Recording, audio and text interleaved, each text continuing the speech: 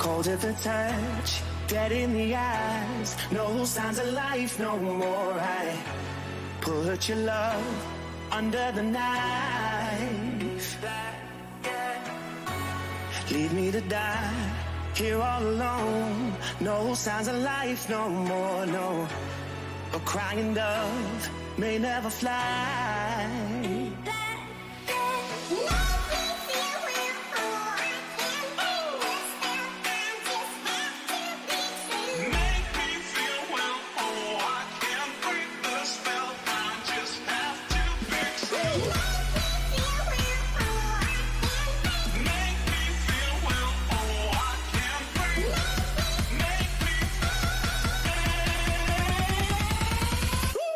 Black and white.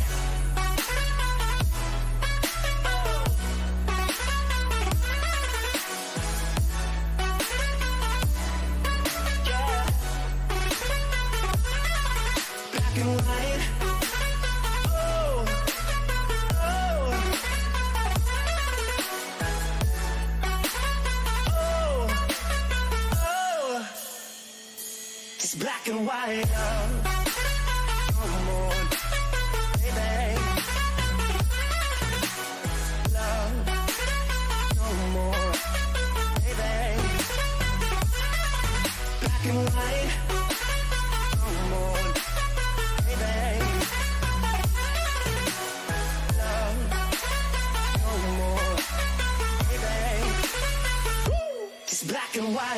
Just let me go, it's only right. For all I know, it's only matter. It's calico, it's black and white. Just let me go, it's only right. For all I know, it's only matter. It's calico, it's black and white. White.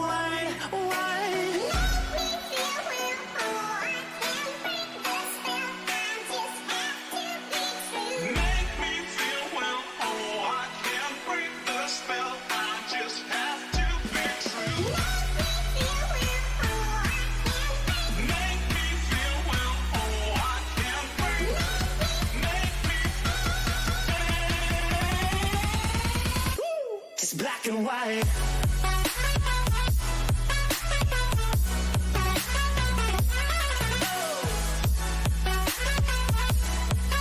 Yeah. Black and white.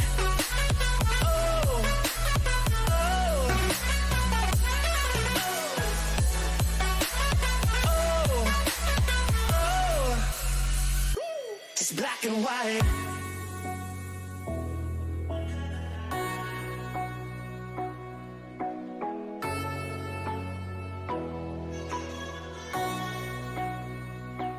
Black and white.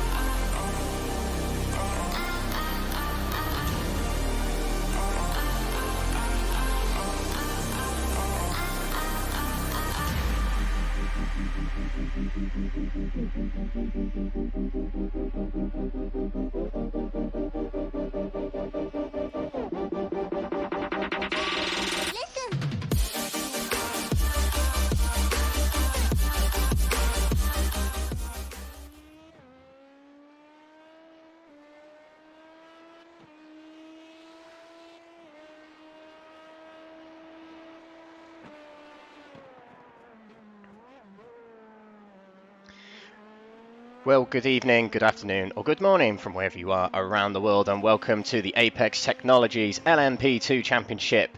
Round 7 is coming to you right here from Red Bull Ring, an almost brand new track to iRacing, and he's going to grace us with round 7 of the championship today. Welcome along to the broadcast, whether you're watching on YouTube, Twitch, or Facebook via Simracersworld TV. Welcome along. My name's Alex Everitt, your commentator tonight, and alongside me, it's not Ed May, it is Markus Gjesdal. So, Markus, do introduce yourself to everyone watching around the world at the moment. Good to have you along today. Technologies LMP2 Championship, now covering the penultimate round of this LMP2 Championship here, and covering for Ed May after a little bit of a hiccup on his side. So after doing a few rounds of Belcar, I'm really looking forward to see what these guys are in store for this night's round of the Apex Technologies Championship. Well, I can tell you, Markus, you're in for a treat. We've had a brilliant championship thus far. We are into the final quarter of the championship, so the real nitty-gritty, the real crunch time for these drivers as they need to seal their places in the championship, getting themselves higher up or cement their places wherever they are at the moment. Plenty of battling all across the field for relative positions, which we'll go through very shortly. But a little bit about the Red Bull Ring before we get underway. We're in Spielberg today, the Styrian Mountains in southern Austria. Absolutely beautiful, beautiful location. A very, very famous track, particularly to Formula One fans around the world. And we are racing the regular GP layout of this circuit. A length of 4.28 kilometers, and this track is 190 kilometers southwest of the capital of Vienna, and it's been renamed many, many times over the years since its takeover by Red Bull. Situated in Austria, it was named the Österreich Ring at first, then it was renamed to the A1 Ring, and now it is referred to as the Red Bull Ring Spielberg. So a fantastic track for us tonight, for some fantastic racing and then a fantastic championship. 6 rounds gone so far, and we'll go through the championship standings right about now while qualifying continues over this period now. So let's show the pro category standings coming into tonight's race here at Red Bull Ring. So this is the pro category championship. Ben Snemethi at the top of the standings with 199 points, but he is only 10 points ahead of Peter Zuber, and he is only 3 points ahead of his teammate Peter Molnar. It does say privateer for Peter Zuber, but he is part of the Race Clutch clan, but only 2 drivers can represent a team in the championship. But the 3 of them going at each other for what will be the remainder of the championship. A very exciting battle where they've had all 3 drivers on the podium for 3 rounds in a row. That was before Road America last time out, where things got slightly disturbed, which we'll recap shortly. 4th in the pro category, Alvaro Gutierrez of Iridium Motorsports, and Chris Barrett, our last round winner at Road America. He's there in 5th position on 144 points. Meanwhile, in the AM category, we have Theo Schlerer, who has taken the lead in the AM Championship as of last time out at Road America. James Ebram in 2nd place there, only 11 points down, so James Ebram has got some work to do, but he has been very, very quick this season, and he might be able to take it to Theo Schlerer in these final 2 rounds of the championship. Roy Mass, one of the most improved drivers of the season in my opinion, he's there in 3rd for Stage 1 Racing Rookies on 159 points, just ahead of privateer Mark Winters, and Alvaro Fernandez of the Iridium Motorsports AM team is in 5th place on 151 points. We also have the Teams Championship to consider at this point as well. We have the Pro Teams Championship, so this consists of drivers such as Jamie Conway, Chris Barrett, as well as the Race Clutch drivers in Molnar and Zuber. Race Clutch Racing leading the way, as you probably expected, on 385 points, and then on 273 points in 2nd place is Iridium Motorsports Pro, and then it is Apex Tech Racing 02 on 254 points, and that team consists of Jamie Conway and Chris Barrett. Meanwhile, in the AM category Teams Championship, we have Apex Tech Racing B1 at the top of the standings on 305 points, but not ahead of Stage 1 Racing Rookies by that much. 296 points to them in 2nd place, and then only 1 point behind them is Iridium Motorsports AM. So it's quite close in the AM category Teams Championships. Quite a lot of battles still underway in the championships, and I'm sure tonight it's really going to throw up a bit of spice tonight. So we did see at Road America last time out 2 weeks ago on the 25th of July. It was quite a dramatic race, probably the most dramatic race of the championship, but we've come all this way since the 15th of May, where we were at the Hockenheim Ring for the first round of the championship. Race 2 came with the double sprint race feature of the championship at Virginia International Raceway, and then we head to Spa-Francorchamps for round 3 of the championship. Nürburgring followed for round 4, and Monza was round 5. Round 6 was 2 weeks ago at Road America, and we're here this week for round 7 at Red Bull Ring. The finale on the 22nd of August, 2 weeks from today, is the final of this championship, where all the drama will unfold at the Sebring International Circuit. Quite the finale for quite the championship. So that's most of the housekeeping done and dusted, so let's have a little bit of a look at what's going on in qualifying at the moment. And quite queued up quite nicely, we have one driver at the top of the standings who's new to the championship today and making quite a stamp already. Nuno Henriquez of Apex Tech Racing at the top of the standings at the moment. And he's followed by teammate Jamie Conway and Chris Barrett at the moment. But we do have the race clutch drivers setting their laps at the moment, so there's plenty yet to see from them, I will assume. Benson Amethi in 6th at the moment and Peter Zuber in 7th. We'll see if they jump up the order. Not quite yet. And meanwhile, in the AM category, we've got Kamal Hashimi in 5th place overall, so quite a good lap time. Only half a second down from the top time of Nuno Henriquez, but a good time from Kamal Hashimi, who put on quite the show at Road America last time out, battling in the podium spots. And James Ebram in 2nd, with Alvaro Fernandez Montes in 3rd. I would like to point out quick there, Alex. You're speaking a little bit about the names changes of this track a while ago when you introduced the Red Bull Ring, and not just the names have changed on this track since its beginning in 1969. Just to get some more history in here, quite a huge, significant change in the way the layout of the track has been modeled as well. Has really gone through. You see this 10-corner track map here on the screen if you're here, and back in 1969, you'd have this huge track. It was much longer than it is today, and you'll see it especially down here when you go onward with this driver. You'll see the grandstand, which is located in that turn. It's actually very, very far away from the corner itself. You can see it here in the picture, and the reason why it's so far away from the corner is because that's where the old track went back in 1969. It's been changed now, but the grandstand hasn't been moved. So a lot of history here in this track, and we're going to make some more in the penultimate round tonight, Alex.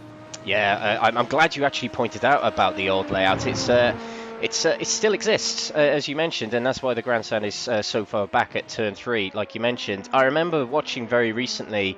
It was a Formula 1 race. Niki Lauda won it in the McLaren. I can't remember what year it is. You might be able to tell me, Marcus, if your Formula 1 encyclopedic mind is on it. It's a bit more than mine is today. But yeah, I just remember watching these cars go around the old layout of the Österreich Ring, as it was known as back then, and it was such a fast, thrilling, almost scary track back then, where it was so close to the edge of the hills as it stretched off out of turn 1 into a chicane and then stretched off around the hill and then came back onto the layout as you see it right now. But yeah, what a track this is, and it's such a shame that it had to disappear from the Formula 1 calendar for so long. But yeah, it's quite a popular track nowadays, so popular that iRacing have decided to feature it in their sim. So it's about as accurate as you can get with iRacing on this track, as they do up their numbers in capacity and staff, and their facilities improve ever more. You can just see the great detail around this track. Credit to iRacing, this is great, isn't it? And also, speaking of new tracks here, I think there's going to be two guys here very, very happy about the new addition. We see one of them in picture right now, Peter Zuber, who's going to welcome the Hungaroring, which is going to be one of the new additions to iRacing in just a few weeks' time. Actually, we don't have a number on when it's going to be released, but we do think it's not going to be very far away. And also, right now, qualifying has ended. Yes, and so therefore we'll go into the grid very, very shortly. But yes, you are right. Hungaroring coming very soon. Hopefully in season 4. We're in season 3 at the moment, but if not, it might be part way through season 4. It might be for season 5. But the Hungaroring, a very, very, very impressive track indeed. I've driven it plenty of times on other sims. But glad it's coming to Race Room. There's not, sorry, iRacing. I don't think iRacing would be happy I said that just then, but we'll beat that one out in the edit. Thankfully, we don't work for them, so I think it should be fine. Yeah, that's good. Yeah, I'll put some money in the jar for that one. But yeah, iRacing really are upping the ante when it comes to content at the moment. It's great. It can be great to see Hungaroring, and it's great to see Red Bull Ring. Such simple tracks, but they provide such great racing, don't they, Markus?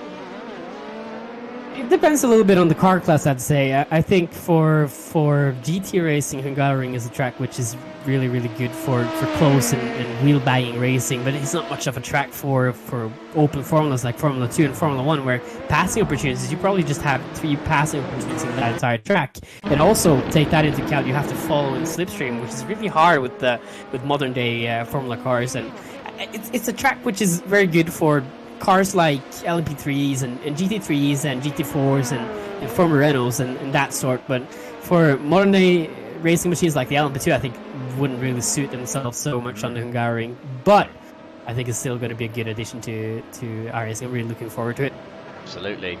And I tell you what, I'd love to see Apex Tech host Hungaroring in the next season, just to try and prove you wrong. You might be right, but let's see how exciting it is on that track. I mean, I've had some great races in touring cars on that track over the years, Formula 3s, etc., etc.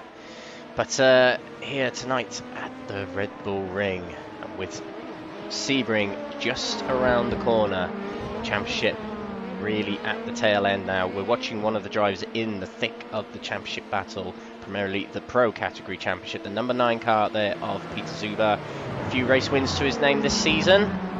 He'll be looking for another one tonight. They are teammates, but they are also competitors, and racers are racers. I think I've said that in every stream so far, because it's the truth. Racers just want to win. Teammates, this whole teammate philosophy can sometimes go out the door. What's your take on that going into tonight, Markus, with 3 drivers on the same team going against one another? I think this is the same for every championship, if it's in real life or if it's in iRacing or if it's in any other sim. It's pretty much, you're not a teammate when you're coming into 2 rounds left in the championship and there's maybe a quarter of a few points between yourselves. That's when teammates stop being teammates and start becoming rivals, really. Setup sharing and data sharing is probably going to stop. It depends on how good your companionship is with your teammate, but I think maybe for iRacing, it's more about the fun. So we'll see how the intensity kind of kicks up for these drivers, but I think it's going to be a good ending to the season here. Also having Juan Tuovala here from Colombia, all the way down from across the Atlantic Ocean, together with 4 other drivers, Andy Spicer, EJ Fulner, and also Kamal Hashime, as you mentioned earlier. Also Mark Winters, just get that in there. So good contention here from people from across the Atlantic as well, which is going to be pretty early for them, I think. Yeah, absolutely. Connection issues, that sort of thing, is always something to look out for on iRacing. I'd say the internet dropping is the esports equivalent of an engine blowing up in real life, isn't it? It's something that's always on the minds of drivers, making sure that their machines perform to their optimal. So we're watching the aforementioned Quanto Avale going through turns 9 and 10 now, and you did mention EJ Fulner just a moment ago. Sadly, EJ Fulner, he's in the server, but he's not going to be racing tonight. Very unfortunately, he has caught COVID. So wishing him a speedy recovery, of course, our host of the series. So yeah, all the best to him, and hopefully a speedy recovery, and hopefully he'll be back for Sebring in 2 weeks' time. But yeah, huge credit to our host of this championship for putting on such a great championship here. Huge thank you to him for letting Simracersworld broadcast the races. It's been very, very entertaining, particularly Road America. I know I keep mentioning it, but that was some round 2 weeks ago. And yeah, hopefully these next 2 rounds deliver on what he has delivered all the way through the season so far. But we're going to go through the grid very, very shortly as warm-up is ended and our 2-hour race is about to begin here in Austria. So we'll go through the grid of qualifying as the drivers line up on the aforementioned grid. Nuno Henriquez, a new driver tonight for Apex Tech Racing, is on the front row and he's alongside teammate Jamie Conway. Another Apex Tech Racing driver in third in Chris Barrett, the Road America winner last time out. And in fourth place, another Apex Tech driver in Hugo Preto. He was hovering around the top 3 for most of Road America last time out. Kamal Hashimi, highest of the AM category drivers, he's there in 5th, with Ben Snamethi in 6th place. Probably the lowest he's qualified all season, along with Peter Zuba in 7th position. Juanto Avali in 8th place with James Ebram 9th. Alvaro Fernandez 10th with Drew Lloyd in 11th. Roy Mass is in the next position of 12th place. And then we move on to 13th and 14th, where it's Hans Blankart and Laszlo Berdany.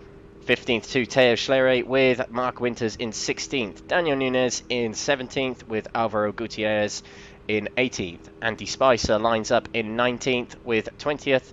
Would have been taken up by EJ Follner. Alexander Rogenbuch in 21st and 22nd to Justin June. So that is the grid for our race today. And just like that, the safety car is on its way to the pits. And when it peels off into the pits, these drivers will get underway. So it is Nuno Henriquez on the front row of his debut here to Apex Technologies Season 2.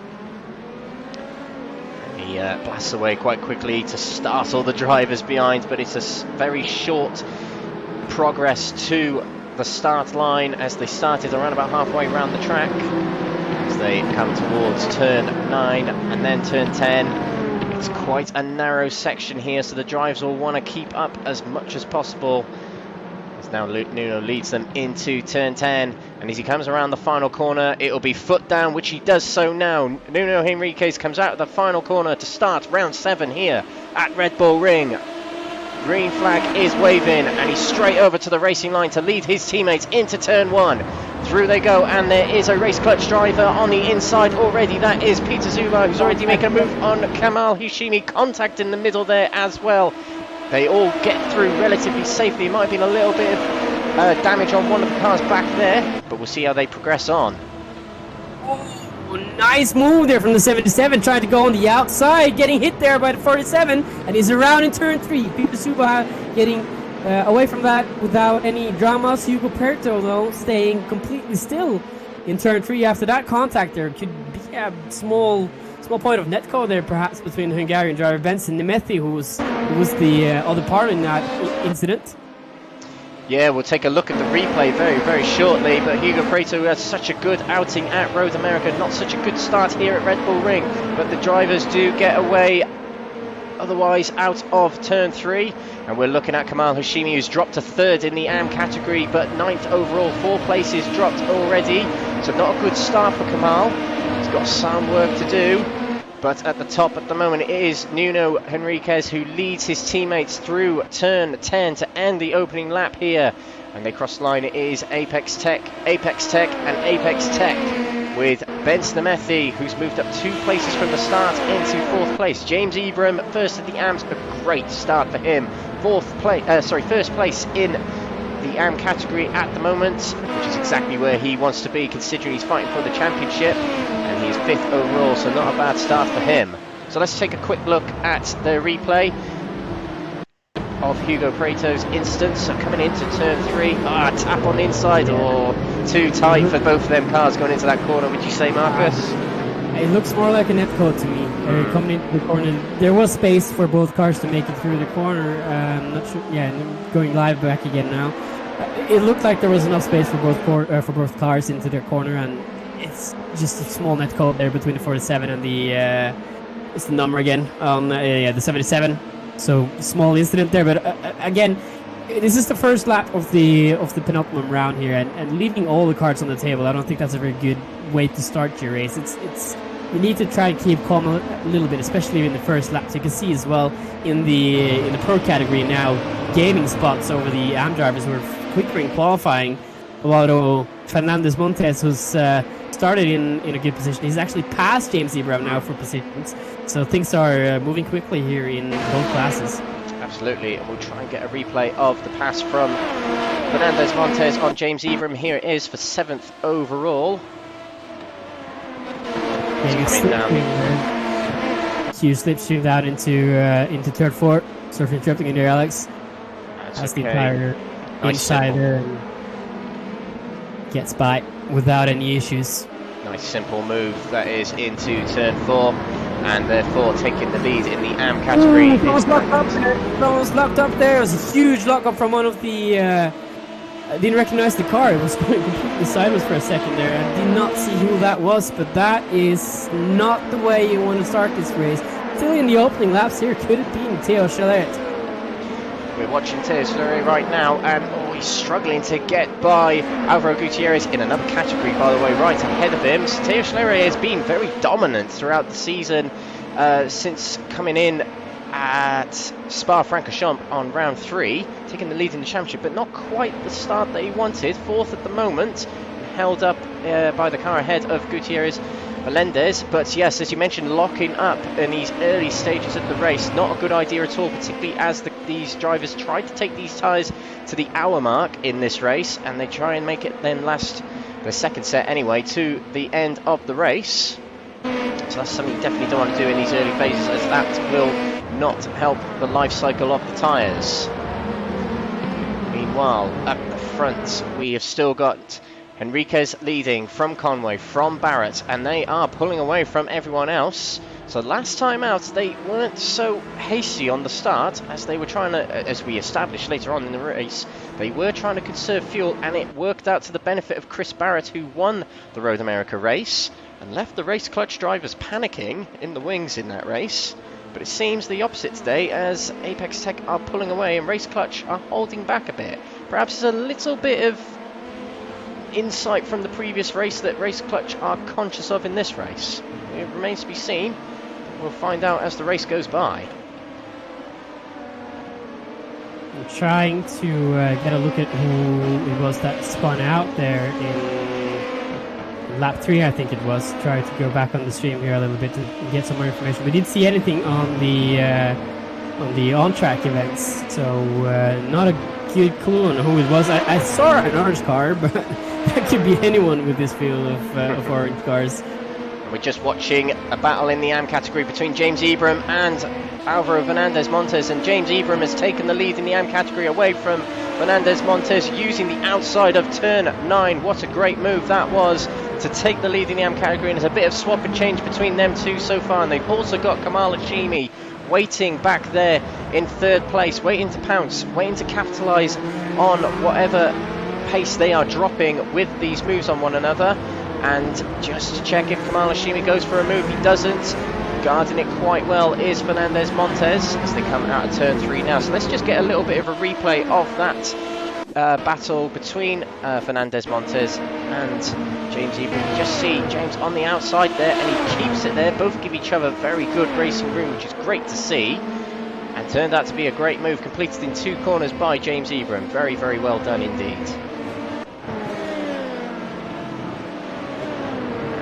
Starting to pull away a little bit, and in fact something has happened without us looking to Fernandez Montes. Let's take a look. 176 car that is, so yeah, he's gone off track, so that's going into turn 4. Oh, and just broke too late, and Kamal Hashimi had nowhere to go really, taps the rear, and Fernandez Montes hurrying to get away as he comes back onto the track from the gravel trap at turn 4 there. Very unfortunate that from the front 3 battling then. That's not how you want to start the opening stints of the race. Absolutely not. Hopefully now, after the first 7 minutes here, people have calmed down a little bit and started looking at the big picture of this race and trying to conserve tires and fuel. The three top runners in the pro categories now are doing a phenomenal job at keeping pace and just sticking where they need to stick there and trying to stretch some distance to the hungry Hungarians, which you told me you nicknamed the 47 and the 9 of Benson Nemethi and Peter Suba. And yeah, it's looking like a great race so far. now I just think we're going to have to wait until the pro class starts catching up to the AM drivers, because that's going to be difficult to then try and start managing tires, fuel, and also traffic. That's going to be playing a huge part in this race, I think. Absolutely, absolutely. Apex Tech had a very good race here. People in the comments already on YouTube cheering them on. It's been, for many, many rounds so far this season, race clutch domination. But we are very early phases in the race, ladies and gentlemen. Don't start celebrating just yet, as Chris Barrett sets the fastest lap in the pro category. Anyway, Hans Blankart has actually... Oh, no, he hasn't. Nope, excuse me, I was reading the wrong numbers. Yes, Chris Barrett has set the fastest lap in the race. Until now, Kamal Hashimi has also set fastest time in the AM category. But yes, they're doing very, very well at the front, these three. Working together. We have noticed it a lot this season, the drivers driving behind one another to help save fuel, to get them up the gears a little bit quicker, but maintain their pace. It seems to be happening a lot this season, with drivers staying in the draft to save fuel, swapping around after intervals, and it's worked very, very well for Race Clutch so far, and it seems that Apex Tech are using that technique now to their own advantage. Maybe some of them have been watching the velodromes at the Olympics, which was not too long ago, where drafting in slipstream is a huge key to try and get pace out of the bikes, and it's the same in motorsport. You just have to try and get as much from the slipstream as you can. It will save you fuel and gain you speed. So it's a good advantage to have when you're laying behind someone. You can see here Alvaro as well now, sitting in the draft with Laszlo Bernani, and we're starting to get into that transfer stage of the race where people just want to try and conserve their cars and save cars in track position until we start getting into the pits. You can see it taking a lot of track here as well on the exit, a lot of these drivers. I don't know how it's possible, but there's some sand as well right on that curve, and that could affect the exit grip of these cars as well. You're absolutely right, and actually it's quite a notable feature of this circuit where coming out of the corners there's a lot of really, I'm going to say, tricky curves to negotiate around this circuit. Coming out of turn 10, the final corner, it's very, there's a very bumpy rumble strip coming out of that corner. There's a big lump coming out of the inside of turn 3 there. There's sausage curves on the outside of turn 1, which is one of the most notable places where they put that in to clamp down on track limits, which is what they're used for. We have some problems here, Alex. Daniel Nunez is out of this race by the looks of it.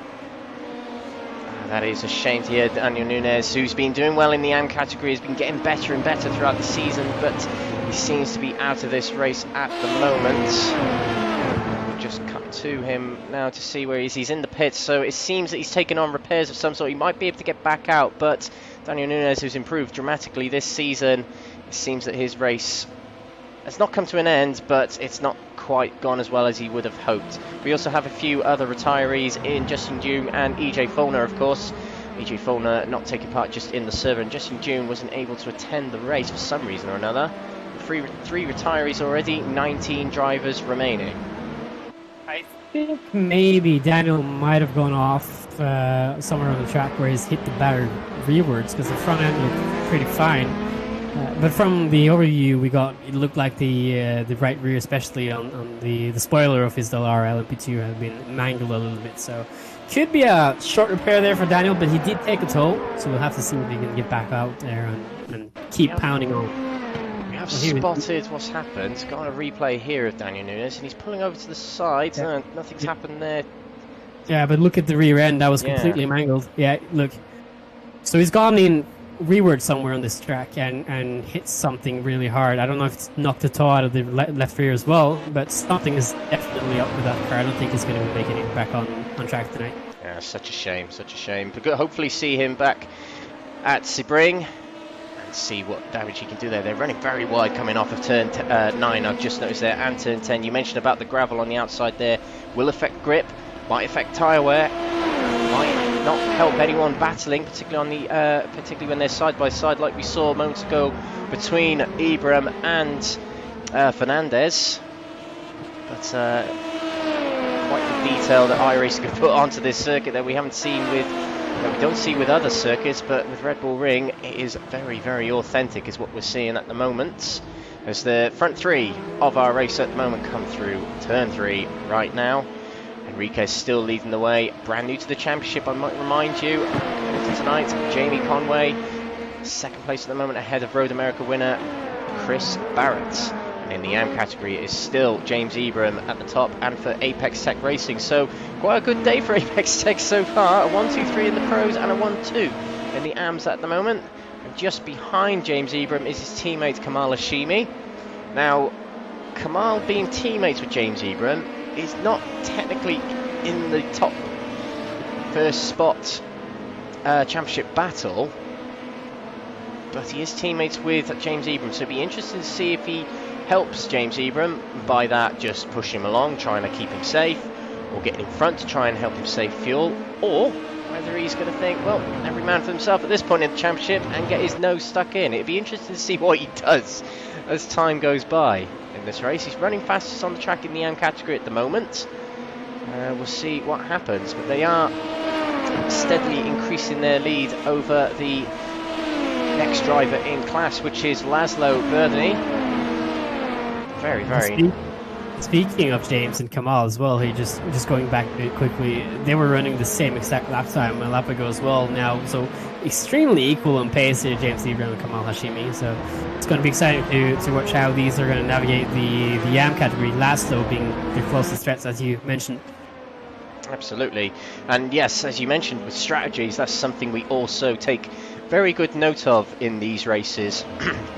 Particularly after what happened at Road America last time out, where the strategy was almost thrown up in the air. The usual one we see is drivers come into the pits on the half-an-hour mark, and if they can get into the pits on the 30-minute mark or after, they're on a good strategy. If they have to come into the pits to take on fuel before the 30-minute ticks by, they're usually in trouble and have to conserve fuel for the remainder of the race to try and get themselves to the end of the race on just a 3-stop strategy.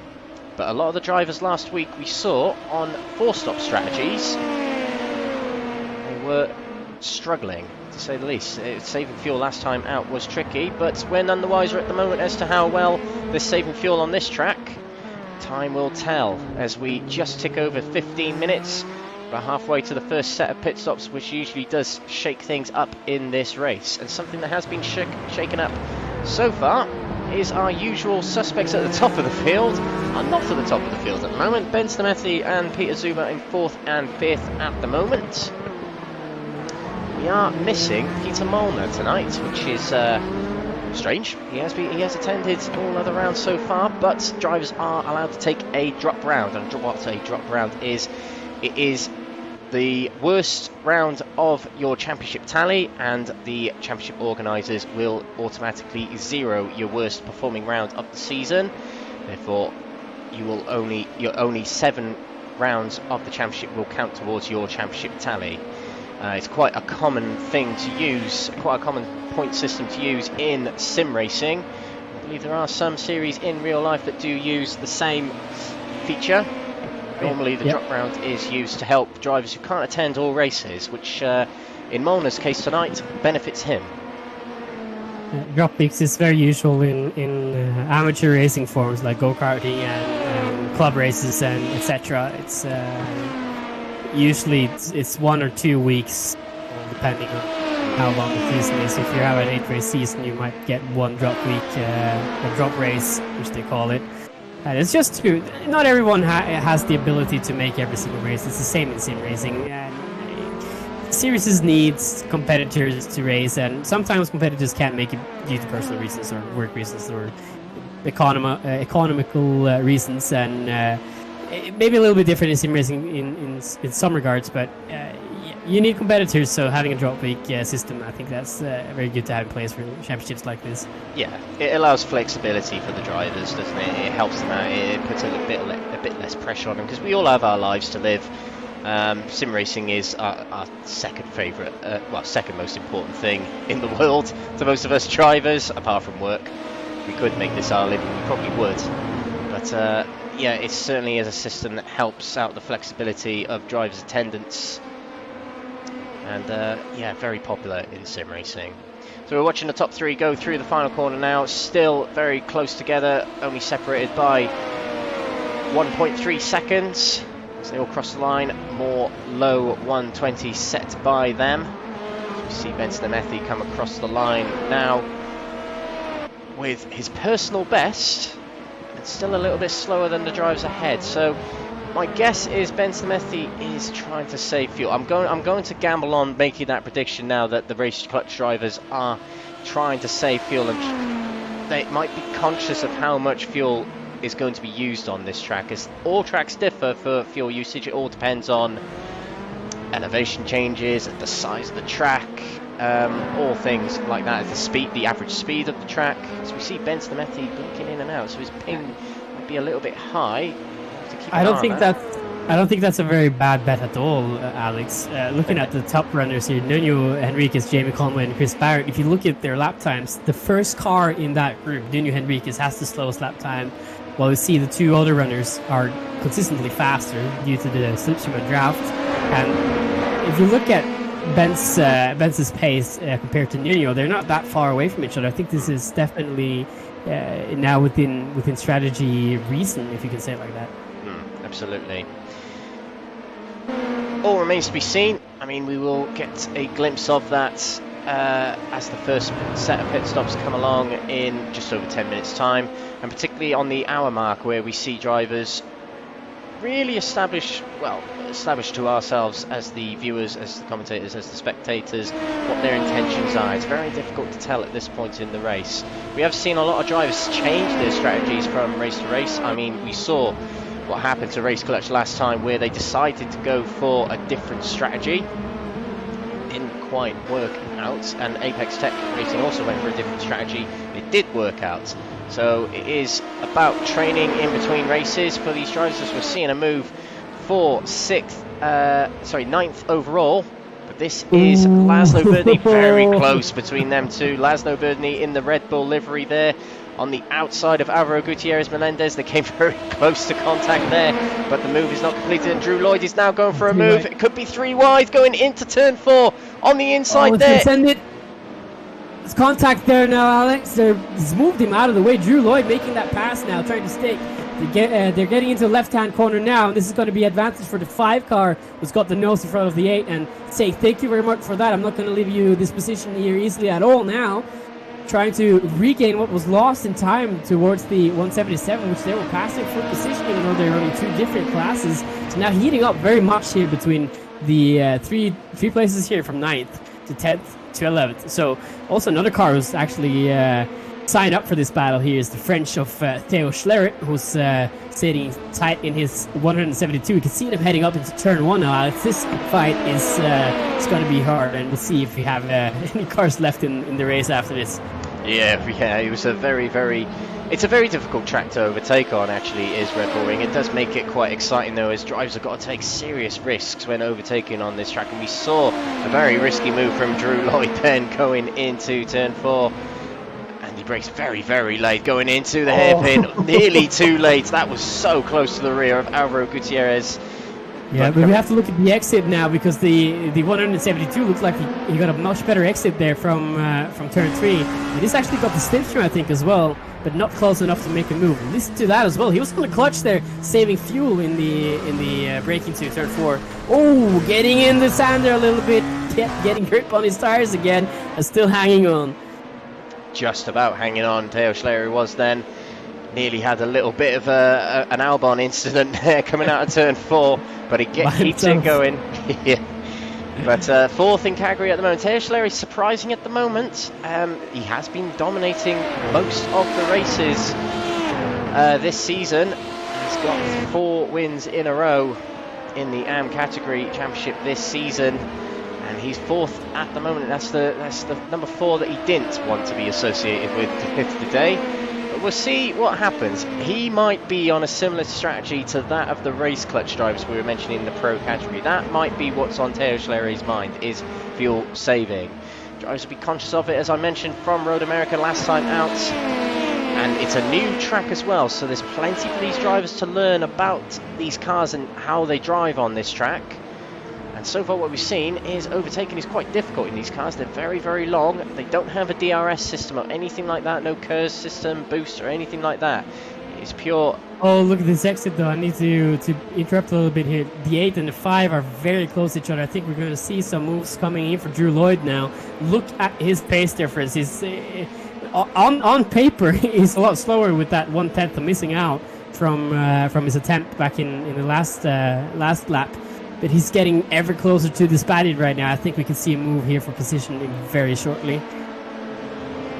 Hopefully we do, and it'll be a move for 7th place in the pro category into the top 10 outright. Laszlo Berzny up front there in the Red Bull livery has pulled away a little bit from this gap. He'll be pleased about that. He'll want to get his head down and catch up with the 2 ahead of him of Kamal Hashimi and James Ibram. Drew Lloyd not having a good exit from turn 10 there, so we'll see how he gets on coming out of turn 1 and up the longest straight on the track, heading up towards turn 3 known as Remus. Laszlo now going to the right side there, but he's trying to pick up the draft here from Alexander Rodenbuch, the German, who's come back out on track here after a short stop in the pits. But I have to wonder, Laszlo is currently now fighting for 3rd in a different class. He's got 3 other drivers behind him, one who's actually fighting him for position in class. The 2 pro drivers of Alvaro Gutierrez, Melendez, and Drew Lloyd, they are fighting each other for total overall standings here, basically. But I don't think this is a fight Laszlo needs to stick with. If he can keep pace up, I think that's the most important thing for him. If he finds a spot where he can leave these drivers by and use them to fuel save, I think that can put a better advantage for Laszlo than to stick out here and leading this group of pro drivers. Yeah, absolutely. Yeah, there's going to be 2 things on his mind, on Laszlo's mind right now. One being, you pro drivers back there, please don't mess up my race, because he'll want to catch up with the 2 ahead of him, Kamal and James Ibram up front. But on the other hand, he wants to keep himself out of trouble, so it does cross your minds in this sort of situation with mixed multi-class racing, where you do wonder if maybe I should drop behind these. But Laszlo cannot back off, as Theo Schlerer is not too far behind either. He's gaining steadily on the pack ahead of him. He has got much faster as well. Yeah, he is, and this is Theo Schlerer perhaps putting his foot down after conserving fuel for quite some time. There is 5 minutes until we should see drivers, well, less than 5 minutes until we should see drivers coming into the pits. Relatively short lap here at Red Bull Ring as well, so drivers can risk going another lap or picking a lap early. You can pick up quite a few laps on fuel here. Whereas Road America last time, I wouldn't say it's a long track, but it's a longer track than what you would call this one. But let's let that battle pursue a little bit as we look back towards other drivers on track. We've still got the front 3 in Nuno Enriquez, Jamie Conway and Chris Barrett unchanged between them. Chris Barrett in fact dropped him back a little bit from ahead of him. Last time we checked in, he's dropped back about 7/10, and 8 seconds back from him is Ben Snemethi, championship leader, with Peter Zuber not too far behind him. Juanto Avale in 6th position. Juanto Avale, who picked up a podium finish last time out at Road America. 6th at the moment, he'll be happy about that. We've got James Ibram and Kamal Hashimi still very, very close together. No moves from them at the moment. Kamal helping his teammate, and they have got a very, very good grasp on the rest of the drivers in category. Quite a few seconds up the road, 6 seconds up from Laszlo Berzny. I'm curious what happened with Drew here, because he was all the way up in the gearbox off the 5 car, but now the 5 car has a huge gap into to the 8 car. Just speculating now, Alex. I think what happened from Drew is that I keep seeing him flying into turn 3s. He's taking out all the performance of his tires and his brakes in that corner every single time, trying to get some distance on Alvaro in front of him. But every time he does that, he screws up the exit. He doesn't get a good speed coming down into turn 4, which is ruining his chances to follow in the most critical part of this corner, or this track, I mean, which is the most technical part of this track, which is the area of turn 5, 6, 7. He needs to be calm, I think, in the slipstream parts of this track in order to actually get any advantage over the 5 car. And the 5 car as well now, it seems like they can get close, but not close enough to actually make a move here. So frustrating probably for both these pro drivers. I think you're absolutely right there. Yeah, Drew Lloyd braking just a little bit too late into turn 3. It might be frustration. It might be his absolute eagerness to get further up in the field, to catch up with Gutierrez, to get more points for his team, to get more points for himself. As we see Laszlo on the outside, Alvaro Gutierrez moves up the inside going into turn 3, and a nice completed move there in turn 3 by Alvaro Gutierrez. This is good for him, as he can get his head down and pull away and try and get away from Drew Lloyd further back. Here's the return though from the 177. It looked like he wanted to try and get anything done there, but has to has to back off a little bit there. Has good switching though on the 5 car still. But now Drew Lloyd is going to look at this and think he needs to get something done here fast and quickly to avoid trying to see the 5 car getting away too far. See Laszlo coming through turn 8 right now. Not too far behind him now is Drew Lloyd. Drew Lloyd really cruising up towards him. A bit of a kick of the dust behind as he takes a little bit of the grass, trying to get stuck behind the gearbox of the car in front of him of Laszlo Bertny, and coming out of turn 10. We'll start their 22nd lap now, and can there be a move made into turn 1? Probably not. It's not the best of overtaking opportunities, particularly in these cars, but Drew Lloyd will hang back and he'll go for a move coming down the back straight. It's a very, very good exit coming off the corner there compared to Laszlo Bertny, who moves all ways, looks right, looks left, and he decides to go right as we come up the hill towards turn 3. He has the inside, the better line for the corner. He completes it before braking is even completed, and into 10th place overall, but the fight back might be on from Laszlo. He's determined to get that back, as he will be conscious of Theo Schlerer not too far behind, catching back up as we see Hugo Preto, who took a spin on the opening lap, goes for the move. Oh, very close between them two drivers, and the fight back still on from Laszlo. Oh, and a slowdown there for Drew Lloyd. Is that a slowdown penalty? It might be. So back pass goes Hugo Preto and Laszlo Bertny, trying to get back past Drew Lloyd, who's fighting back furiously on the inside of turn 7. Here they do come to contact. There, yeah. That's both cars out of this this fight here. The Drew Lloyd and Laszlo Bertny was touched each other now. It's the better part of the circuit, and both of them are out. And I'm wondering why Drew Lloyd let by Hugo Preto for any reason there. And they're also going into the pits now, Alex. So everything happening on the same lap. Drama all around. Absolutely, and we mentioned about the half-an-hour mark. Most of these drivers have hit it. No driver really came in the pits before the half-an-hour mark. We're seeing a lot of drivers come in. A few drivers have stayed out. James Ibram, Kamal Hashimi, Alvaro Gutierrez Melendez, and Theo Schlerer. And Drew Lloyd have stayed out, but exiting the pits is our previous race winner, Nuno Henriquez, coming out of the pits, followed by Jamie Conway and Chris Barrett. Benz Nemethi is back there, a long way back, just exiting the pit lane now, foot down as he heads into the narrow exit, going on the inside of turn 1. So still business as usual in this race for Nuno Henriquez and his Apex Tech Racing teammates, as they lead. Well, they will lead the way still after this pit stop. It's not a very long pit stop, with only fuel being taken on. If we look at the pit times there, we are looking at around about 25 seconds for just fuel being taken on board, and it will double, I'd say, for fuel being taken on board as well. And we watch James Ibram coming into the pits here. What I'm curious about now, Alex, is that they're going into the first pit stop, which is about a half an hour of running time. These tanks not being very, very large, and also with the restriction of 75%, I think we talked about before broadcast.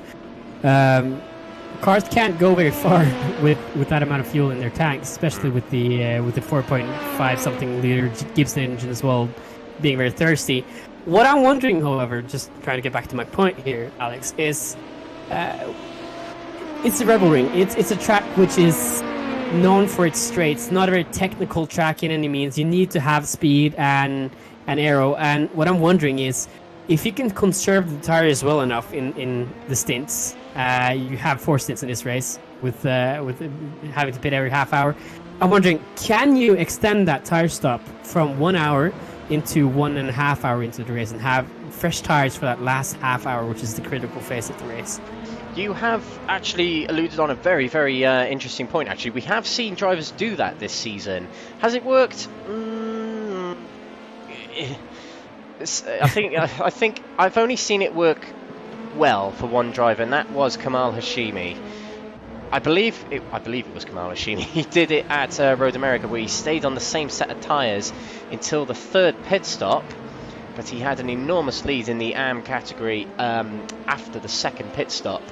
He did finish on the podium, so not a bad result. Whether it's a strategy, I'd say it worked.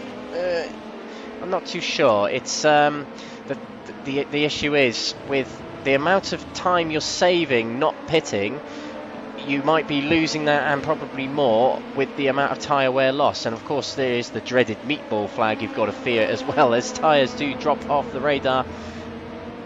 When they get to 0%, the sim does present to you a meatball flag.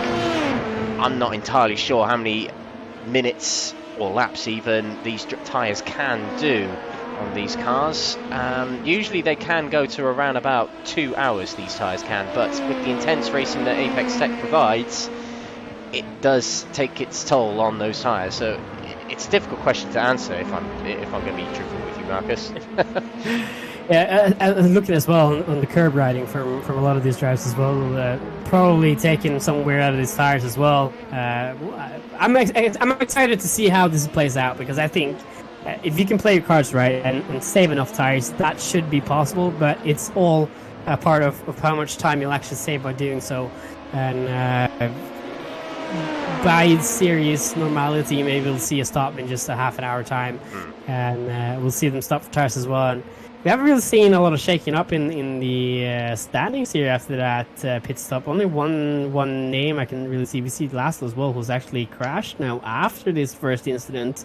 Well, sorry to interject. I was just going to suggest we look at the replay again of the Laszlo and Drew Lloyd incident. We did get a bit of a side shot of it. I was going to suggest we look from a bird's eye view of the incident between Laszlo and Drew Lloyd. So, no, it was Drew Lloyd being passed, and then Laszlo goes very, very wide there at turn 6, and then coming down into turn 7, they turn into the corner. Yeah, he hasn't left much room on the inside, has he?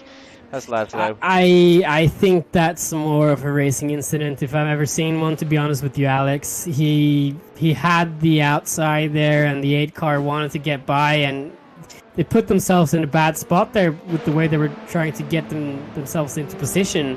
I think, if anything, it would have been much better if Laszlo, once he managed to get that pass on the outside, cut down, take the line and own it, because he's entitled to that position even though he's racing in another class. But I think it's more of a bad call from both the drivers. They're trying to be nice and respectful to each other and kind of just going the wrong way there. So racing incident is what I'm going to call it. There's two ways of looking at it. One of the drivers saying, I was ahead, I had the corner, and the other driver saying, well, I had the inside and I kept the inside for a very long time. There was an opening. Say that again, sorry. There was an opening. There was a gap there to get a car in, so you're entitled to that spot. Yeah, no, that's the Ayrton Senna quote usually, which is not really a good quote to use when you're trying to argue about who's right in and wrong in a position where you have someone passing. Exactly. But very unfortunately, Laszlo Berdini is still in the pits by the looks of things. In fact, he might have actually exited the car. So yeah, I think what happened with Laszlo is I think he had another incident there. Looking at the event viewer place. Ah, okay. So I'm not sure if we can have a view of that. Yeah, he's gone off the track there. So this is turn 4. And it's gone straight.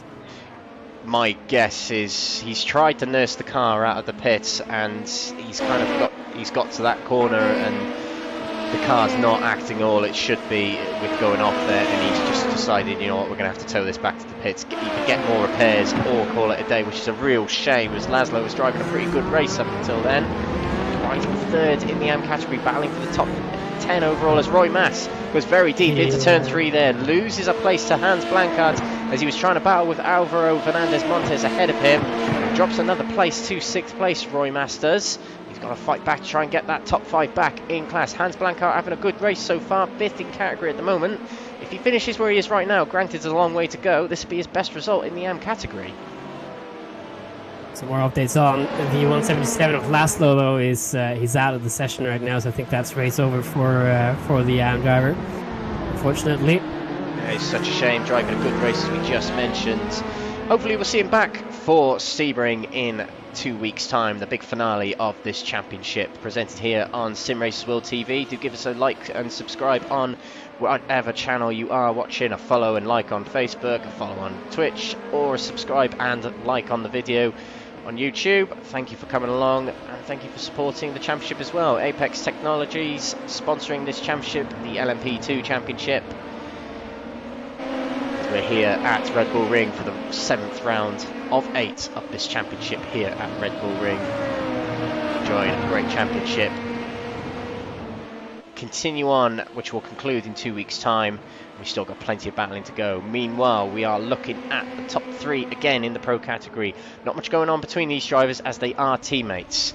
You can see the iconic orange and blue livery of these drivers. They slightly differ, as the car at the front of Nuno Henriquez has orange gradient towards from the front to the back, dark blue, and it's the opposite for the 2 drivers behind of Jamie Conway and Chris Barrett, as 2 of those drivers are Apex Tech 1 team, the other team is Apex Tech 2 team. We have had some dramas here as well with Mark Winters, who's been off the track for a little bit here. Wonder what happened to him.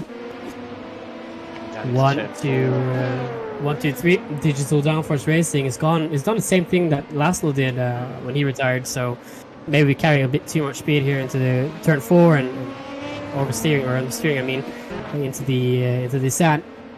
Also, I want to do a quick rundown here, because this is the first race I'm doing in Apex Technologies League Championship here, Alex. And we talked about this before broadcast as well. And the numbers here, it's a very good system in terms of seeing who's an amateur and who's a pro driver in these 2 classes we have in this same class race. And looking at the numbers here, you'll see that the orange numbers is the pro drivers with only 2 digits, while AM drivers have 3 digits in their numbers. So whenever you see 3 numbers on a car or a blue number plate, that's AM drivers, while you have the pro drivers in the orange and 2-digit number plates. Ooh, that's a huge moment there for Chris Barrett. Very close indeed. It was nearly curtains for Chris Barrett's race then. Getting very sideways coming out of turn 1. Hitting the outside curb a little bit too hard. Got him out of shape. He's probably got a very, very high heart rate right now after that one, as the Road America winner getting in all sorts of trouble then, but keeps it going. Hasn't lost any positions. There's quite a comfortable gap between himself and Benson Amethi behind, which is extending still. What a race Apex Tech are having at the top here at the moment. Maybe 13 seconds clear of Benson Amethi, but Chris Barrett gets away from that, I wouldn't say brief excursion, but slight deviation from the racing line. Seems to be getting on quite well. Seems to have got himself back in shape. Head down, carrying on with the rest of the race. A long way to go still. Yeah, quick direction. There's a reason why those Sussex curbs are on the exit of, or on the side of the exit of some of these corners, and it's to try to avoid drivers taking too much on the exit, and I think it worked in the way they've designed for it right there, throwing Chris Barrett off completely. It did his job to an extent, doesn't it? If you look at his lap times, he didn't actually drop too much time, literally only a tenth, so that looked like a pretty good lap time from Chris Barrett. It probably does show that he's actually got some pace in the tank there. Something I wanted to press on earlier, but it slipped my mind as we were distracted by a few incidents. But we were debating earlier if Race Clutch Racing, the drivers in Benson Amethi and Peter Zuber, before the pit stops come along, we were wondering if they were saving fuel. My guess is they're not, because they pitted at exactly the same time as Apex Tech, but we saw other drivers did come in later on, i.e. Theo Schlerer, who's in 3rd place in the AM category at the moment. So this might not be a race that's actually going to plan for Race Clutch right now. Looking a little desperate now. If they were fuel saving, they did not do a good enough job in the first stint, having to stop on the same lap as everyone else. Ideally, you'd like to extend that lap, or extend that stint by a lap or two if you want to fuel save, and if that isn't the case, I think they're actually in a hurry right now with a deficit of around 14 seconds up until Chris Barrett. There's a huge gap there for them to try and catch up to if they want to have anything said in the latter stages of this race. But everything can happen still. We're not even done with the full hour of this race yet. Hugo Pareto as well. Oh, Hugo Pareto. Try and get that right. He had a good taste of that in the opening lap of this race, having a huge spin there by I think it was the 47 of Ben's Nemeth as well, actually. We're just going to take a replay of Hugo Pareto passing Alvaro Gutierrez Melendez. He's moving up the order. It was the traditional inside move into turn 3, and Gutierrez isn't battling that too hard. He realises Hugo Pareto, well, that's my guess of what's on his mind anyway. Hugo Pareto is quicker, and therefore he's not going to battle him too hard and just protect his own race. Hugo Pareto moves into 9th place, moving back up the order, having fallen to last place on the very first lap due to the incident that Markus mentioned just then at turn 3 on the opening lap. But he's doing all right now in 7th place. So this is a little bit what we were speaking about when we saw the fight with Laszlo and Alvaro Gutierrez as well, about picking your battles. And I think that's what was in the mind of Alvaro there, trying to just get Hugo Pareto by him and fuel save a little bit behind his car, and maybe also trying to not fight too much, because there's a huge distance to Alvaro between him and Drew Lloyd. Massive gap, actually, about 11 seconds there, and I don't think he wants to get that any smaller. And he, as I said, knew Hugo was a little faster than him as well.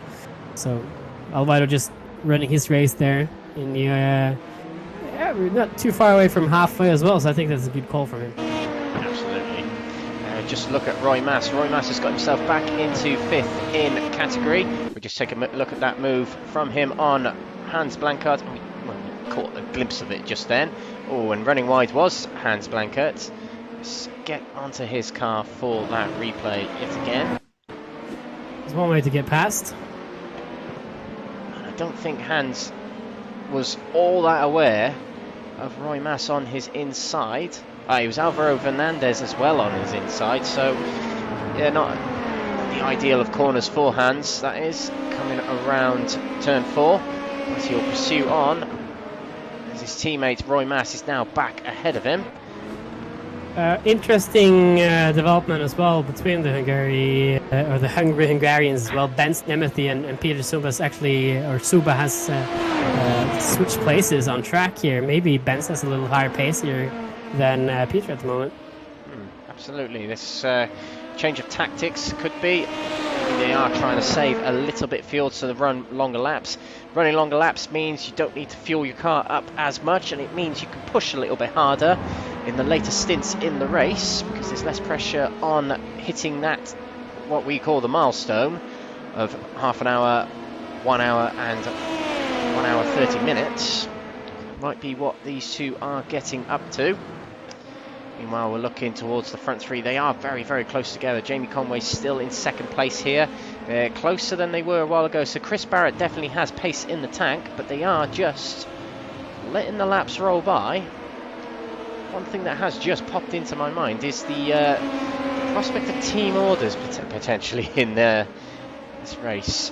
Nuno Henriquez, new to the championship, clearly brought in to help out the Apex Tech guys, as he's doing very, very well at the front here in this race so far. We haven't mentioned much of him at the moment from the Portuguese driver in the number 14 car, but if things continue as they are right now, do they swap places towards the end of the race to allow Jamie Conway and Chris Barrett to score more points?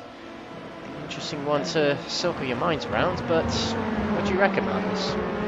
I think that's a very hot take, but it has to be said though, Nuno Henriquez, which you mentioned, that is rookie to this series here, is not a rookie to iRacing at all. If you look at his iRating, he's actually the highest rated driver in the championship at the moment of tonight's race, and I think he knows exactly what he's doing and what he's trying to achieve in at least the first 2 stints here. And it's a good take, I think.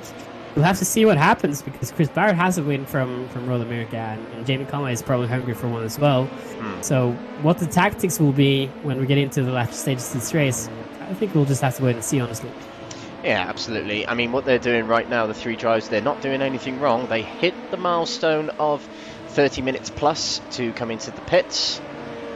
And of course, they could well, they are leading away and pulling away from their rivals Race Clutch in 4th and 5th. So all going to plan at the moment for them. We're just going to take a look at a replay. Peter Zuber battling with Ben Snemethi again. So we'll just take a quick look at that. Here we go. So, trading positions again. So this looks like they're trying to do what the Tour de France riders are doing, which is basically trading spots on track to try and get some mileage. In Tour de France, you do it to try and avoid getting your teammates to what's it called in English? to worn out, basically. Yes. To try and extend the physics of your body. And it's same for racing now, especially when you have 2 cars in the same team.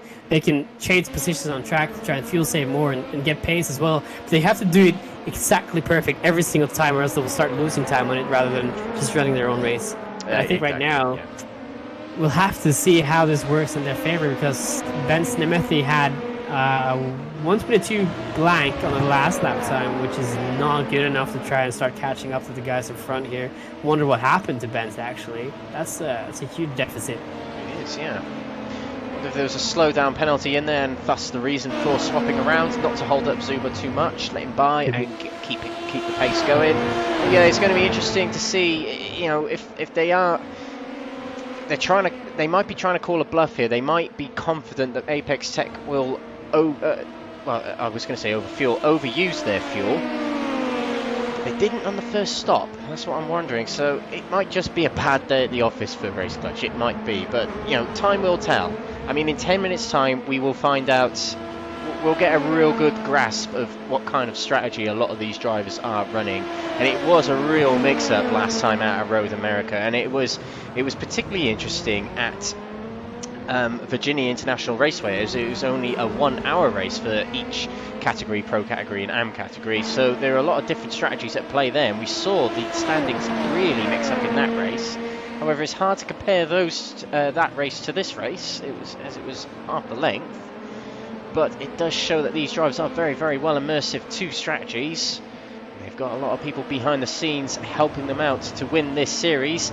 But Apex Tech Racing, at the moment, they're trying to do everything they can, not to try and help their drivers get towards the top of the standings before Spring next week, in 2 weeks' time, but to try and get their team tally a little bit higher up so they can challenge Race Clutch on the final race of the season. Just in case a little bit of drama here happens here and there, Apex Tech need all the points they can get. They've got nothing to lose right now, but neither have Race Clutch down in 4th and 5th. Having said that, they've got both championships very much in hand right now. It's very interesting. Also, speaking of drama a little bit here, Alex, I think there's been some problems with the 170 car for Alexander Rugenbach, who's gone off the track a little bit and got back on again. This is in turn 6, I think. Yeah, we saw the track actually from, or the the small excursion from one of the outside cameras a few shots back, and now we know who left them. Yeah, that's right. Yeah, but Rogenbuch is 18th place at the moment. We've seen significant improvements from Rogenbuch throughout the season. Running in 9th place at the moment. We'll see if he gets himself higher up. But Rogenbuch's a driver we've definitely seen improve here and there throughout the season. So we'll see what he can do for the remainder of this race, to see what he can do in the final event next time out. There's been a lot of drivers that have really put in notable improvements throughout the season. In the pro category, I've particularly noticed Quanto Avale has really improved his results, and he got himself into the top 3 for Road America last time out, as we just see him take a spin in turn 4 there. Commentator's curse, maybe? I was just going to say that. I think that's the best moment of commentary curse I think I've seen in my entire life there, Alex. Yeah, I tell you what, that's another bit we'll cut out in the post-race edit. I'll just keep my mouth shut now. It's your fault, that whole thing. Yeah, I tell you what, there's been a lot of drivers who've really improved this season. I'm not going to name who. It was not Quanto Avale, but it was Quanto Avale. Yeah, that's one thing you'll do one time in a race if you're starting to get the grips on it. He won't do that another single time in this entire race here, Walla, after that short explosion. Oh, he's going to look at this broadcast. He's going to be pissed off seeing that he was the driver. He probably thought that he got away with it, but now we had it on live. So we got you, Juanto. He'll be a bit annoyed about that mistake as he did drop a few places as well. He drops to 10th overall. He drops to 8th in category. He's got Hugo Prieto and Alvaro Gutierrez, his teammate FYI, in front of him now.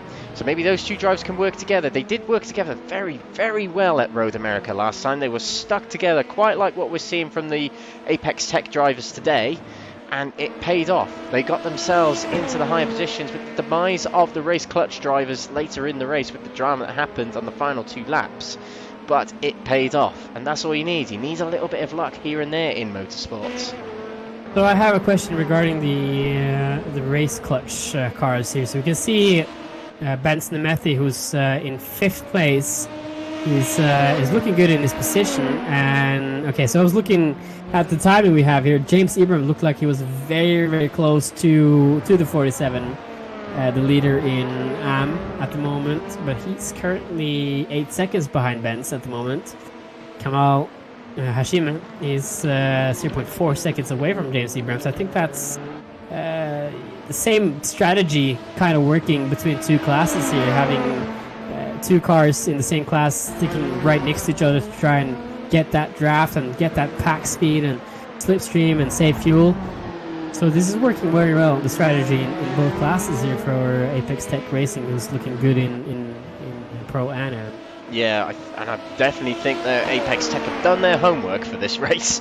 Here at Red Bull Ring, they've definitely put the laps in to figure out strategies, and it's really, really paying off for the AM category drivers in Hashimi and Ibram. Don't forget, James Ibram is 2nd in the championship going into tonight. I think he was only 10 seconds behind 3rd place runner right now, but 1st in the championship, Teo Schlerer. And look how far ahead they are.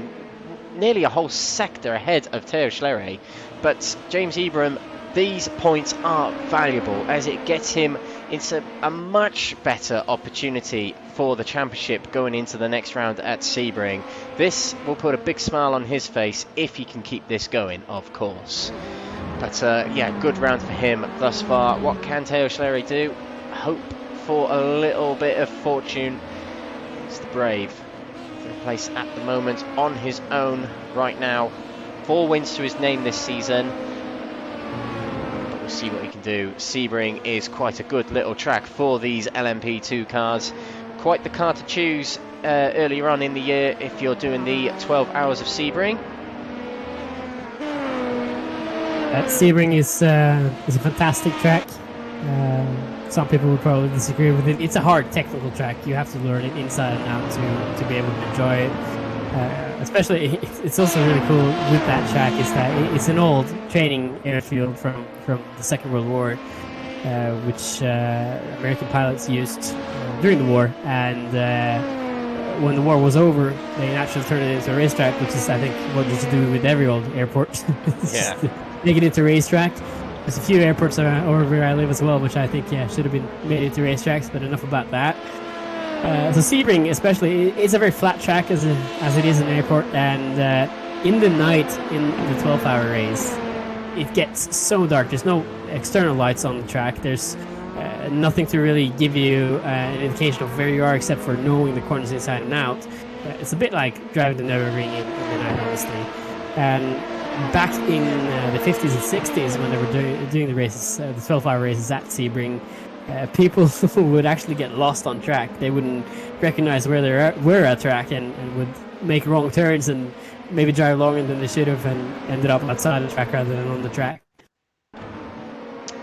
Your encyclopedic mind is brilliant, Marcus. I'm really enjoying it, to be honest. And I've got a little one for you here. You mentioned about airport tracks. There's quite a few of them around in the world.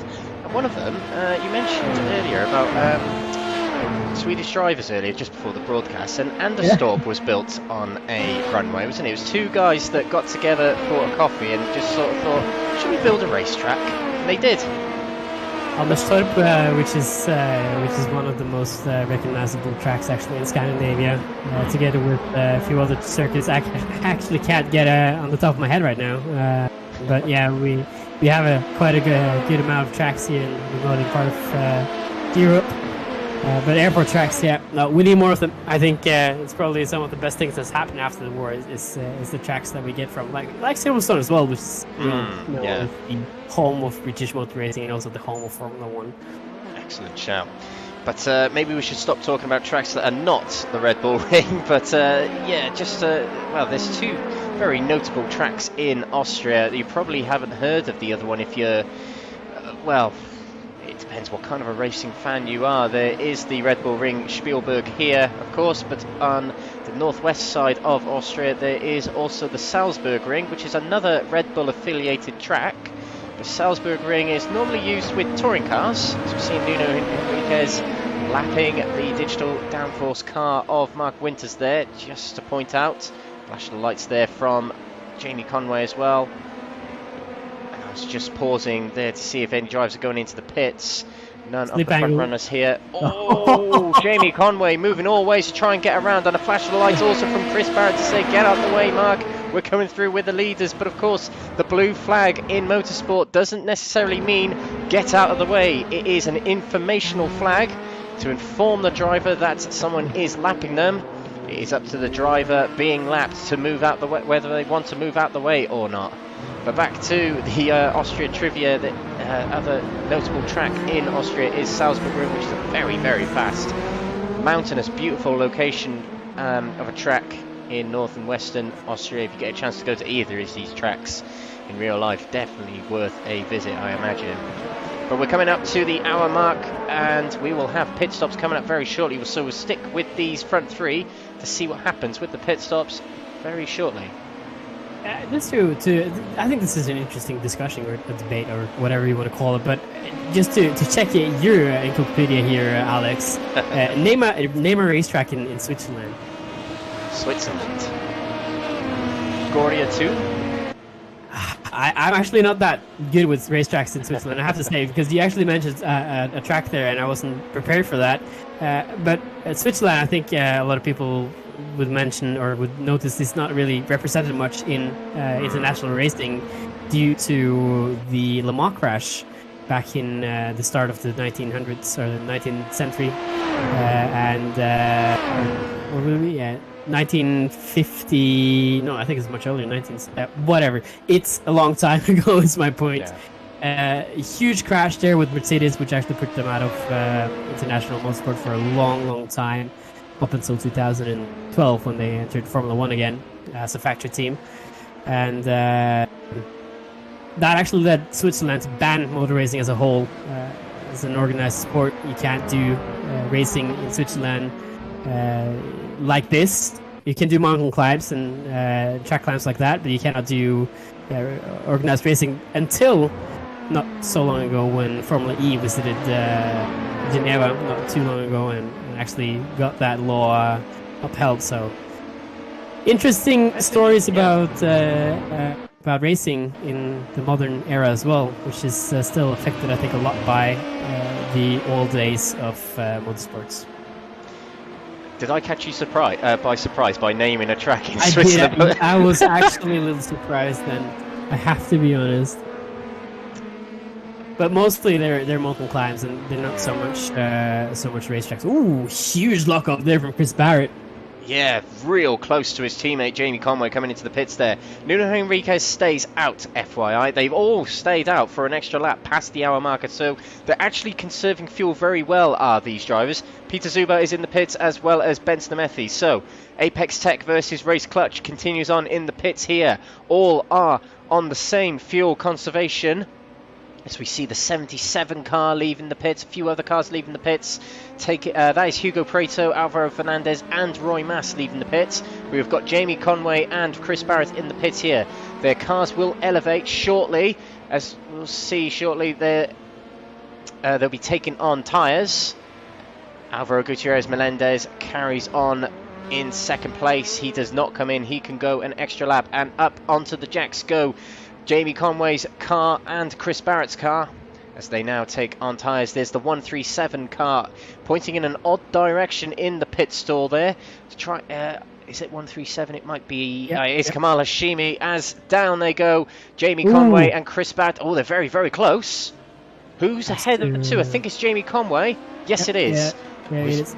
I tell you what, Chris Barrett's nearly got the jump, as in the pits, in virtual racing anyway, you can ghost, as they call it, within another car. So don't think that's a glitch, ladies and gentlemen. It is part of the iRacing way of things. But out onto track again go Jamie Conway and Chris Barrett, still nose to tail, still in the same order. Theo Schlery is just behind them there, who stayed out for an additional lap. Peter Zuber is out of the pits, and a long way ahead of his teammate Ben Stametta. He seemed to get a better pit stop then. Let's just take a look at pit lane time for these drivers.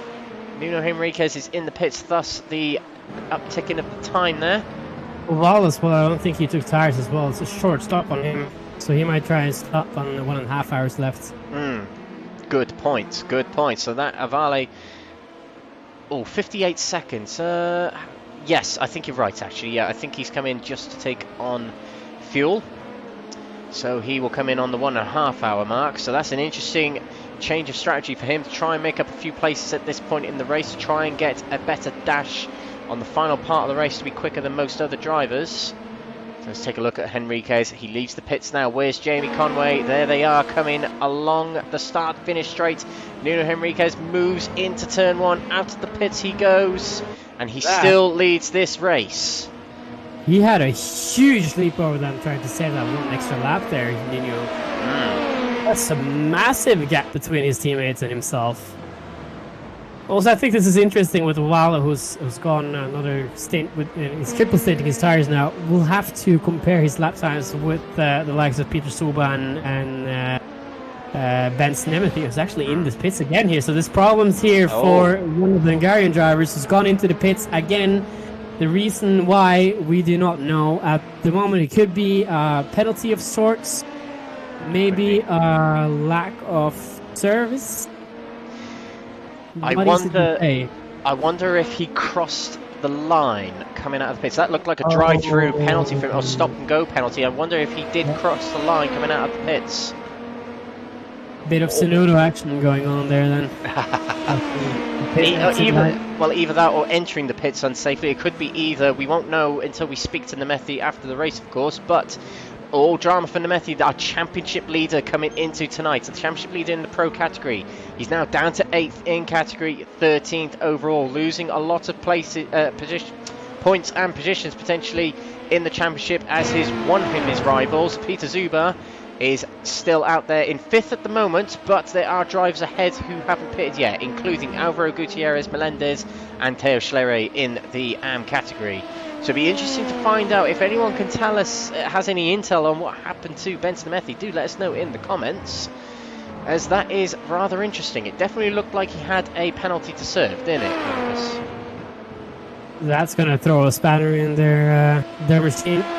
Not what they want at all. They're not at all close to each other anymore, and I think this has really kicked the can in their race. I think they just need to work with whatever they have left in this race at Rebel Ring, and then carry that momentum on into Sebring and try and better it, because right now I think this is really, this is the critical phase. We're past halfway as well.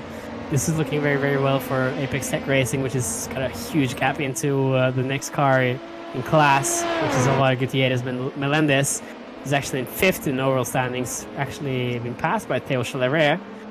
And I think so there's a small deficit here between Alvaro and Theo. Theo, who's gone and taken 4 tires, back in again in the pits here, Theo.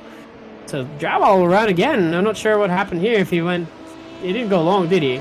Oh, this is his second stop. This is his second stop, yeah. So Theo Schlery, important stop for him now. But I was just about to point out, Kamal Hashimi and James Ebram have swapped places.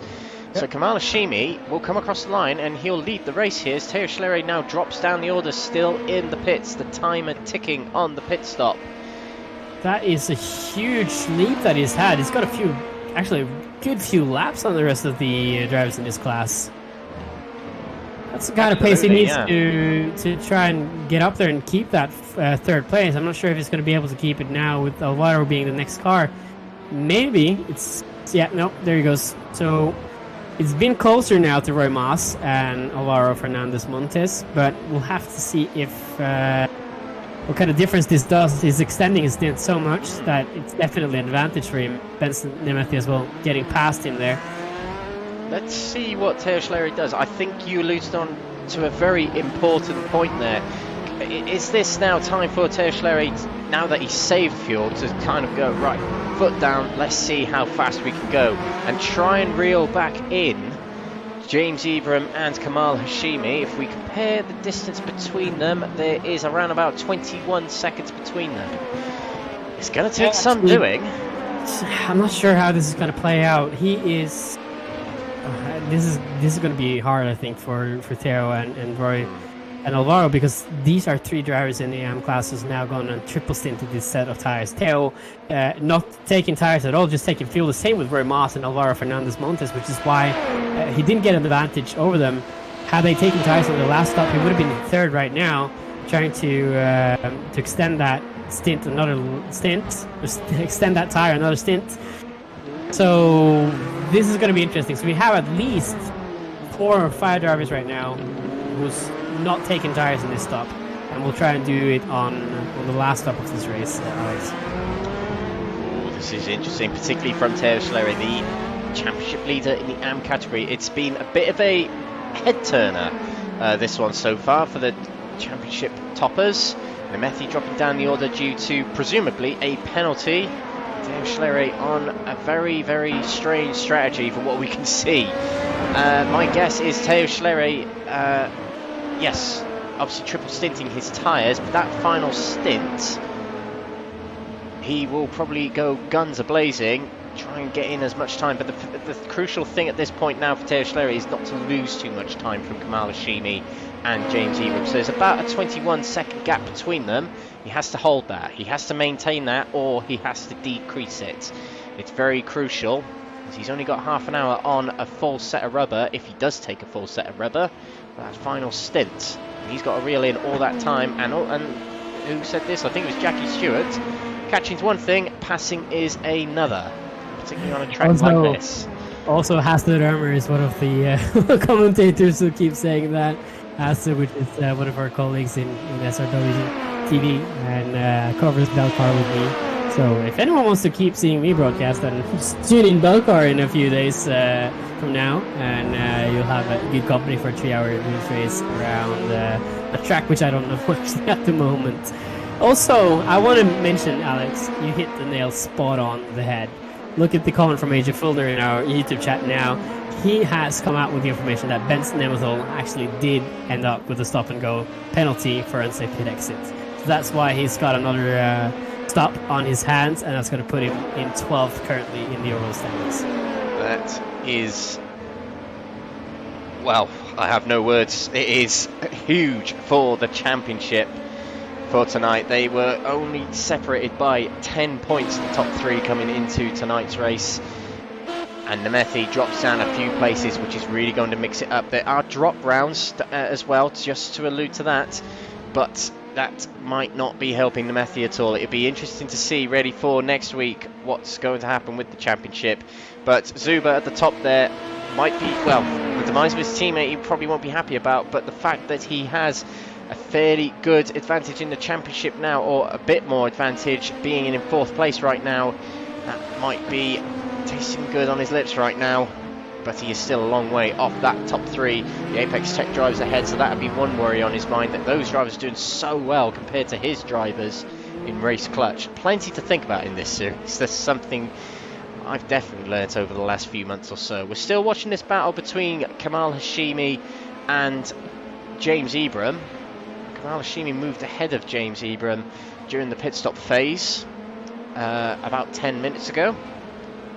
And Kamal Hashimi did lead a lot of the Road America race last time out in the AM category. He was on a slightly varying pit strategy. This time it seems a bit more traditional, the traditional 3-stopper. So this is going very, very much to plan for Hashimi. Ibram as well included in that, as he's battling the championship with Teo Schleri down in 5th at the moment. But Apex Tech Racing as well. It's going very well for the hosts in today's race. But a little bit of a rundown of the order as we are ticking over 1 hour 12 minutes with 48 minutes to go. It is Nuno Henriquez at the top of the standings, debutant to the season at the moment, and hopefully we'll see him at Sebring next time as well. He's at the top of the standings with Jamie Conway in 2nd place. 3rd place is Chris Barrett in the 24 car, with Peter Zuba in 4th place, now on his own in 4th with no teammates around him. Alvaro Gutierrez Melendez up 13 places from the start, quite an impressive stat to his name at the moment. He's in 5th with his teammate behind, Juanto Avale in 6th position. Leader of the AM category, Kamal Hashimi in 7th place and 1st in category, as he is caught up with Juanto Avale just ahead of him. James Ibram behind in 2nd place in category. Hugo Preto in 9th place. So I just want to do a quick jump in here, because if you look at this fight now with Uvale, Kalam Hashim and James Ibram, look at the lap times here. These are the differences between fresh tires halfway into the race and triple stinting the tires. And Juanto is going to kick himself for doing another stint on this set of tires. He's a full second off the pace of the leaders here, Alex. A second off is a lot on a small track like the Red Bull Ring. Only 1 minute and 20 seconds is this lap, so Juanto Avale is in trouble from drivers behind, right behind in the overall standings. So these drivers will definitely want to be on the money to try and get past, and there's a good exit from Kamal Hashimi with much better grip on his car, and there's a car running slow on the left there, on the right, excuse me, and they very closely avoided, I think it was Mark Winters, but on the outside goes Kamal Hashimi, holds the outside, and they give each other racing room. Hashimi moves ahead past Juanto Avale.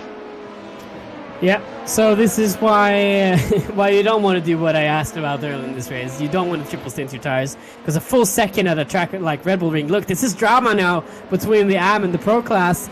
Juanto Avale, who's really losing time now by taking another stint on these tires.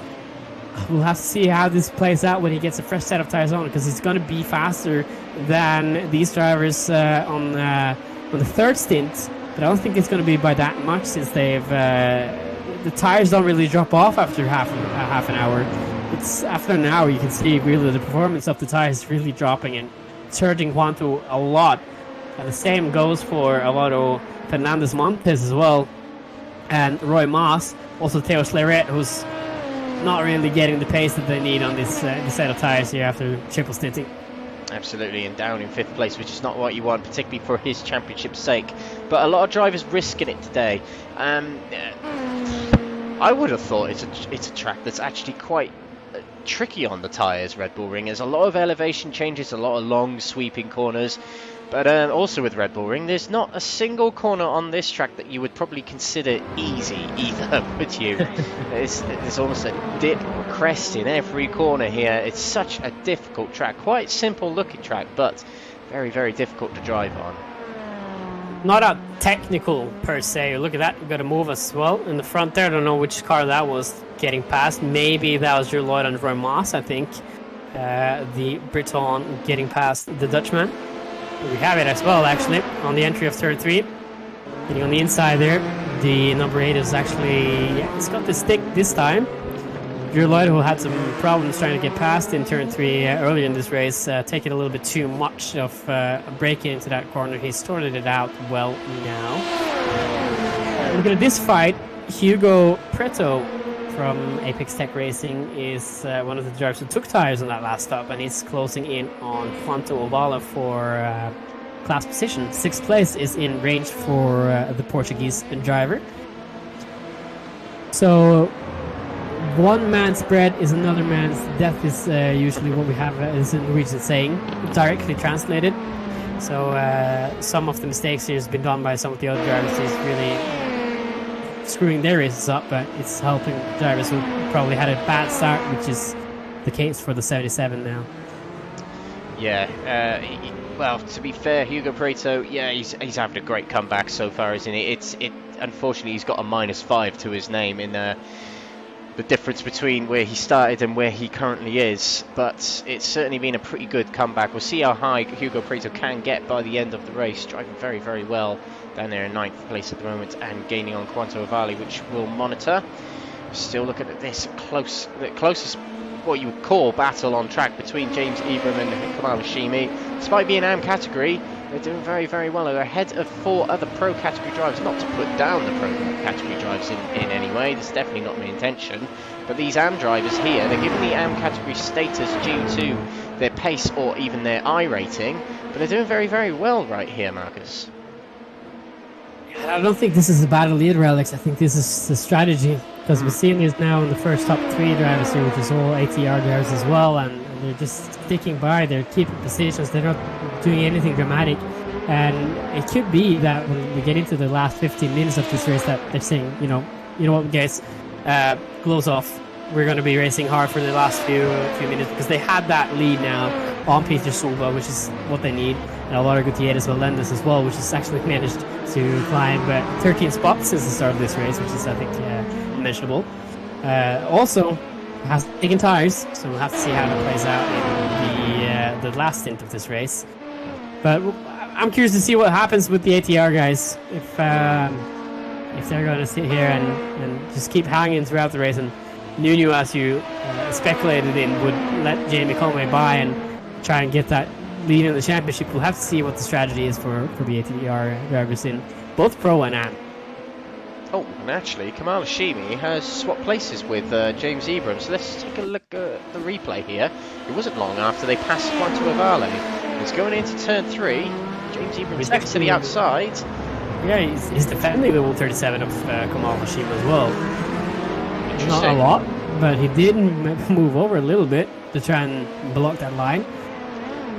Even though they might have been trying to lose as little time as possible in doing so, but it did look like they were going for a full-on battle. Let's see what they're like at on this straight here. Coming up towards turn 3 again. Lap 58 here. Doesn't seem to be any progress from Kamal Hashimi trying to make a move. There isn't. So maybe it is a very, very tactical and very secretive way of swapping positions to try and conserve a bit of fuel. Perhaps Hashimi has alerted to Ibram that his fuel consumption is not going all to plan. They decided to swap places so he can run in the draft, get in the higher gears, but still run pretty high pace for the remainder of this stint, which is around about 11 to 12 minutes they'll have on these tyres now. Not on these tyres, on this fuel tank before they have to come in. We'll see how things progress after the pits, because they did switch on the last pit stop. Meanwhile, let's see what's going on elsewhere on track. Again, at the top, Nuno Henriquez, as Marcus just mentioned. It'd be interesting to see if he decides to go for the win or he decides to let his teammates go for the win. He has stretched a bit of a lead to near 5 seconds ahead of Jamie Conway. We'll see. He's also extended that last stint by a lap or 2 as well, so he's got the pace and the managing really in the box right now, Nuno Henriquez. So we'll have to see. This could be a fight between Jamie Conway and Chris Barrett for the last 2 podium spots, but if Nuno wants to win this, I think there's nothing stopping him right now except for pure will, honestly. Yeah, absolutely, yeah. And it'd be quite the debut for Nuno Henriquez, won't it? Coming straight in and winning right from the word go. Quite a debut indeed, if he can certainly keep that up. 1 more pit stop to go, and then it's pretty much getting it to the end. Peter Zuber back here a long way back, and he is dropping time from his rivals ahead. And in fact, Jamie Conway has just set the fastest lap of the race, a 1:19.9. Just 1,000 off Nuno Henriquez. I'm sorry, 100 off Nuno Henriquez's best lap time as well. So the pace is really, really high right now at the moment as well. I quickly want to mention another race clutch driver, as you were speaking of Pedro Subo. Ben Snemethy as well has gone past Alvaro Fernandez Montes for 10th in the overall standings. So moving him up into the top 10 of the total standings tonight. just see the move there. Oh, blinking in and out actually is Benson Effie. A bit of a struggle with ping there it seems. But he makes the move into 10th place. And that is something that will help his championship. Something that will make him feel a little bit better about what happened on the last period of pit stops, where he did get a penalty for exiting the pits unsafely. But he can work his way up the order now into 8th in category and 10th overall. He's got to set his sights on other cars ahead of him, i.e. Hugo Preto and Quanto Avale, who are about 13 seconds up the road from Benson Methy, as Drew Lloyd makes his way past Alvaro Fernandez Montes. We'll just get a replay of that as there's a change for 11th. Yeah, we see the performance difference here in tires, Alex, as Drew Lloyd as one of the takers of 4 tires here in the last stop. Not the case for Alvaro Fernandez Montes, and I think that's really showing that if you want to make the tires last in this race, it's 1 hour max, and then you go in and you get new tires, and then you race the last stint with or double stint the last set of tires there, because doing a race like this and triple stinting the tires, unless everyone was doing it, there's no point. Yeah, absolutely. I totally agree. Yeah, and it would have been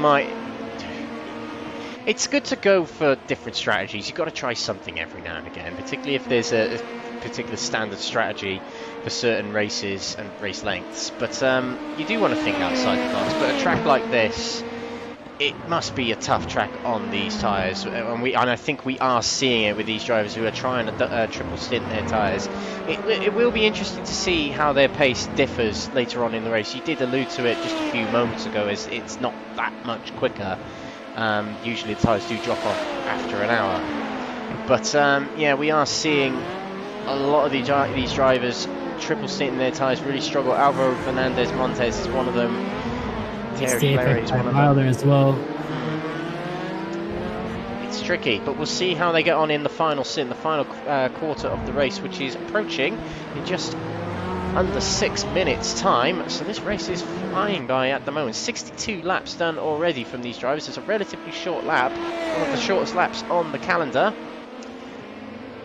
As we see Thierry Flaherty head into turn 4 here, the leader of the AM category championship coming into tonight's round. That might very much change after tonight, with James Ibram winning this race as it stands, moving away a little bit from Kamal Hashimi, over a second ahead, and in fact has done his personal best of the race. So the tyres really are at a good point. The track temperature is at a good point. What a time it is to have new tyres underneath your car. Isn't that right, Mark? I think I'm starting to notice what kind of strategies is going on now with the ATR cars. It's almost looking like the first 2 stints, the first hour, was all about just maintaining and driving and sticking in line and trying to just get the fuel mileage for the stints, and for the last stint, which is the most important stint of the race, you need that extra liter of fuel getting over the line, or else there's no use. But right now I think it's gloves off a little bit for the ATR guys. You can see James Ibram as well is extending his gap a little bit with Kamal Hashim as well. And Henriquez has got a huge gap between himself and Jamie Conway as well, so I think this is now gloves off for ATR for the remainder of the race. You can see as well Jamie Conway now in another fight with his teammate Chris Barrett, actually switching positions there by the looks of it. Didn't look like a lock-up there by Jamie Conway. So I think he just gave that spot away to Chris Barrett, who's now actually going to overtake the championship lead. So team orders in ATR, possibly in Pro. Team orders in AM, I don't think so. Interesting indeed. So now comes the time for Chris Barrett to take over this second place. It's the only change that's happened in the top 3 throughout the race so far, as they're all teammates. They've been working together for much of it, but now the gloves are off. Let's see what Chris Barrett can do. Now he has clear air ahead of him, and maybe he's trying to help Jamie Conway save a little bit of fuel. But Chris Barrett is higher up in the championship, but also Apex Tech are going for the team's championship. It's a bit of a stretch for Chris Barrett to go for the Drivers' Championship at this point, but he may as well give it a go. He's got nothing to lose, particularly as his rivals are lower down in the standings on our screens right now. We'll have the pit stops coming up very soon, so we'll see how things change when that comes around. We did see a change of positions. Hugo Preto has passed Juan Avale. So we'll take a little replay of that. It's turn 3. Prato has the inside. And it is side by side coming down this main straight here. Prato moves his nose ahead. Vale doesn't yield just yet, coming into turn 4. And Hugo Prato gets himself ahead. Can the undercut be taken by Avali? No, he can't. And so Hugo Prato moves up another place to 8th place. He started in 4th position, dropped to last on the very first lap, had a collision with someone else on turn 3, and he's moved himself back into 8th place. Quite a good comeback from Prato. I think I got it confirmed now, Alex. Team orders are easier to implement with the boss on the pit wall and not in the car on the track by EJ Fuller. So that was team orders then between Chris Barrett and Jamie Conway, who's now traded spots. And I also want to give a quick shout out here to the 2 Alvaros on track, Alvaro Gutierrez Melendez and Alvaro Fernandez Montes in each of their respective classes. They are currently the fastest cars on the triple stint strategy, which is, I think Alvaro right now has the fastest lap time of 121.05 with his last lap time on the triple stinted tires, while Montes has a 121.04. So now setting the pace on the triple stint tires, which is miles away from the guys who've done double stinting and switch tires and the 1 hour mark, but still hanging in there pretty well. I'm curious to see where it puts Alvaro when they're getting into the last stop here, Alex. Absolutely, and we have just seen one of the Alvaros lose a place. He's still 5th in category, but James Ebram moves into 5th overall. Quite a performance from James Ebram today, into 5th overall right now for an AM category driver is extraordinary, definitely to say the least. Kamal Shimi could probably make a move towards Alvaro Gutierrez as well, who is one of the drivers on a triple stint. The Iridium team trying something different this week, it seems. They went with the simple 3-stop strategy last time out. And it paid off with getting Quanto Avale onto the 3rd step of the podium. Let's see what Alvaro Gutierrez can do this time. As Kamal Hashimi closes in on the Spaniard. Oh, did something happen? I thought something happened to Beds Nemethi then. Yeah, it looks like there's a little bit of damage there, but probably just some Escol going on, perhaps. Quanto Avale back in the pits. Yeah, that's early. That's his last stop now, taking tires and fuel. So Juanto now getting ready for the end game here in 9th position at the moment. We'll see where this leads up. I'm really curious because he's gone in before everyone else at the moment. I think Nino, Chris, and Jamie is going to follow short, and Peter Suba as well, not very far behind. Yeah, it's about time, I think, for the triple stinters to try and get in now and switch that set of tires and start undercutting or overcutting, I should say. We have seen drivers haven't struggled as much as last time out to save fuel, so we have seen drivers hitting the milestone, and in fact all drivers except for the aforementioned Quanto Avale come into the pits after the 30-minute milestones, as we see Nuno Enriquez continuing on, as does Chris Barrett and Jamie Conway. So all these drivers definitely are going to be able to go to the end on a full tank of fuel, as Nuno Enriquez actually fastest lap of the race. Yeah, I was going to say, that is quick right now, 119.7. He's setting the pace now. I don't think he's going to give anything back to Chris Barrett. He at this point of the stage of this race, he doesn't understand English. If EJ is trying to reach out to him, he doesn't understand what he's saying. Only Portuguese. Only Portuguese for the 14 of the new Enriquez. Quite the debut, and putting on a good show. It'd be interesting to see if he comes back at Sebring, what he does there, particularly with Apex Tech going for the team's championship. This is certainly going to help them out in this race. And a 1-2-3 for them in their own championship as well. It'll be a very, very good party in the Apex Tech garage tonight, if things go as they are right now. As Hugo Prato is also in the pits. Mark Winters in the green digital downforce racing car back there as well in the pits. And Hugo Prato angling his car over to the left so he can get out the pits a little bit easier.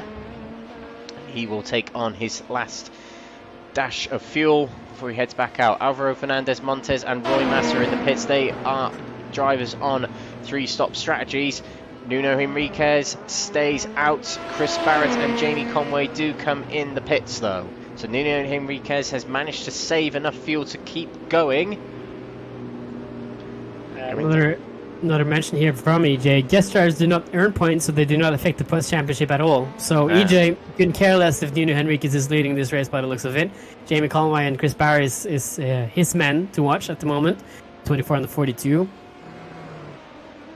So I think this is going to be advantage Chris Barry in that case. Alvaro Fernandez Montes as well getting out of his pits right now after doing a triple stint. That tire is going to be edging to get onto that new set of tires, and he's looking forward to try and set some good lap times at the moment.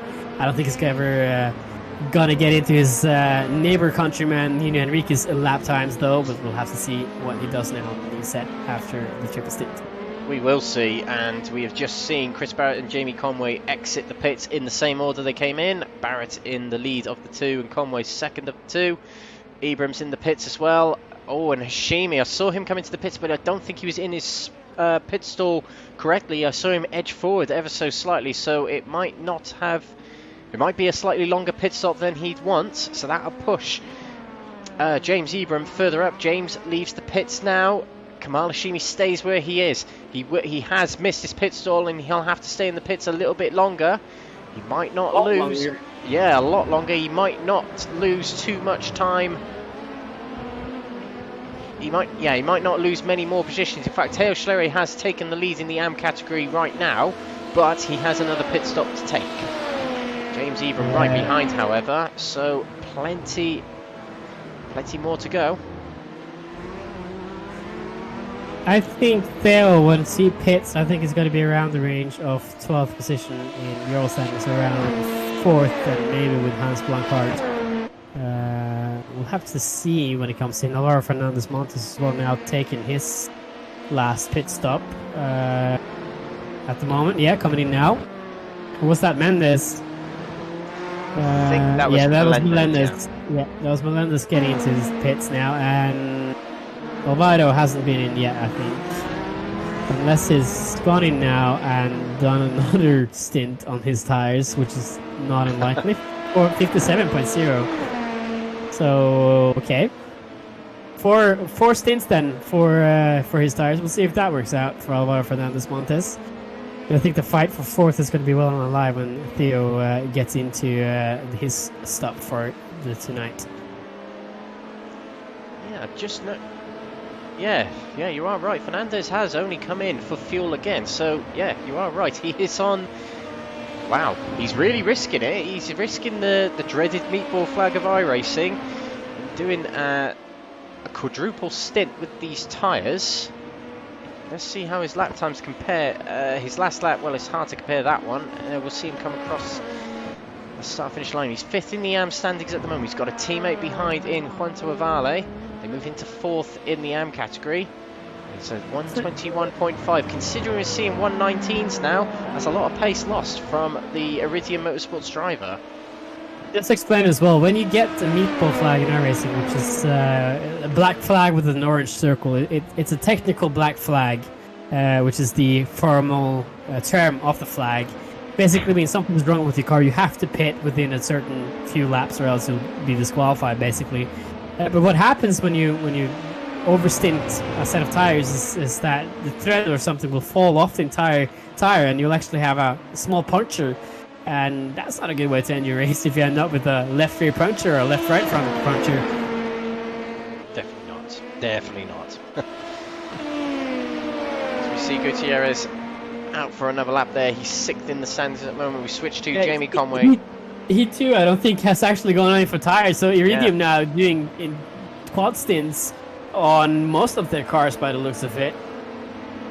Juanto, the only driver in Iridium as of now, which is actually changed tires. So I'm curious about the decisions here, but we'll have to see how that ends up playing out on track. Well, having said that, Alvaro Gutierrez Melendez is in 6th place at the moment overall, 5th place in category. How far is it from him to Hugo Preto? Well, Hugo's not too far back, so I mean, he might be picking up a 5th or 6th place in category. I mean, that might pay off for good points. I don't know. I don't really know if it's the best strategy to go for or not. It's a bit of a strange one. He's crammed right in between Theo Schlerer and James Ebram at the moment. James Ebram will see Theo Schlerer will have to come into the pits eventually.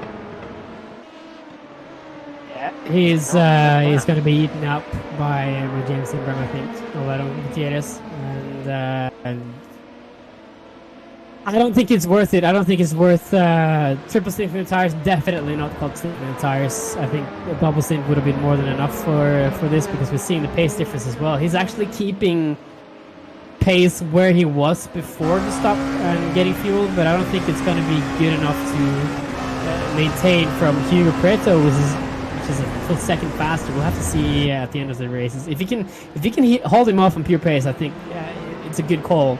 I don't think Melendez would have been much further up in the standings from that. Yeah. So we're watching James Ebram tucked behind Gutierrez, Melendez and Theo Schlerer. Conscious that the lead in the AM category in this race is right ahead of him. Having said that, Theo Schlerer needs to come into the pits again. He'll have to take on some more fuel as Schlerer is moving past the back marker of Hans Blankart there. Moves back onto the racing line. Another driver's past the Belgian driver. And at this point in the race where the road is very sensitive, your tyres are very sensitive, and you're concerned about getting to the end of the race, passing back markers is a very, very tentative business. And Hans Blankart doing very well to move out of the way. As we mentioned earlier, the blue flag is not a get out of the way flag, as I like to describe it. It is purely an informational flag, so Hans Blankart could do what he want there. He could have stayed on the racing line, he could have moved off the racing line. As long as you do it in a safe manner, it is okay. James Ebram real close to Alvaro Gutierrez. Melendez moves to the outside as we approach turn 3. Can he keep hold of the outside? Excellent move. If you go on, Theo Schlerer stops on the turn.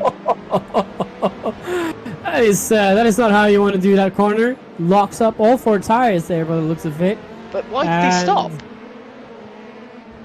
He is another driver, I think, who's actually gone out there and quad stinted his tires. He's crashed by the looks of it on our event here, but he's on the track without any damage. That was a very odd one. I'm not sure what happened there, but we'll have a replay of it again.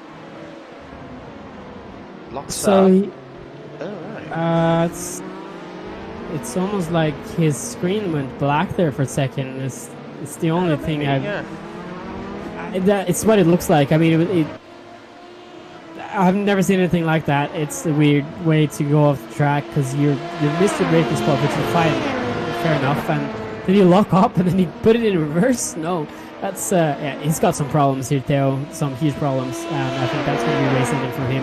And unfortunately, we won't see how his strategy plays unless this is his planned stop. It could be that a tire went down or something happened with this tire since he triple stinted it. Very interesting indeed. I mean, we'll probably find out after the race. If he can hang on to 3rd place, though, it's not too bad. Not all is not lost. Alvaro Fernandez is coming around the final corner, though.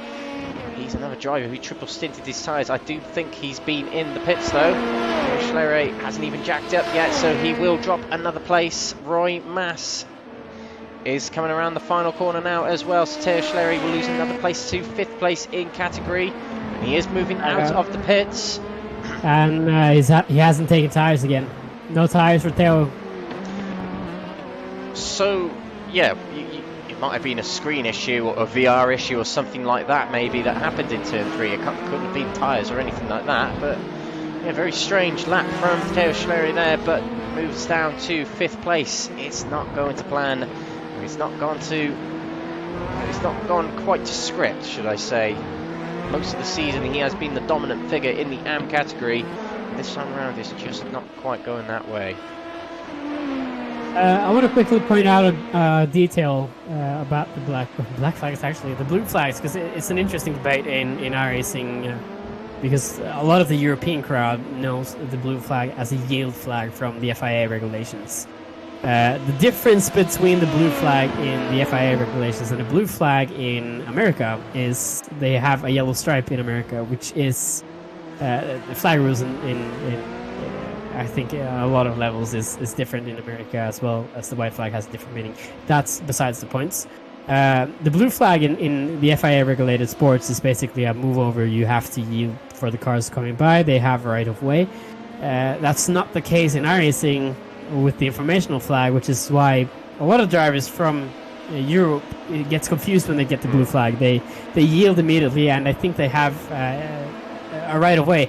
You have a responsibility as a slow car to make the pass easy. You have to be predictable, but you don't have to yield. You don't have to give the spaces back, because that's not what the flag means, which is yeah, it's a good point.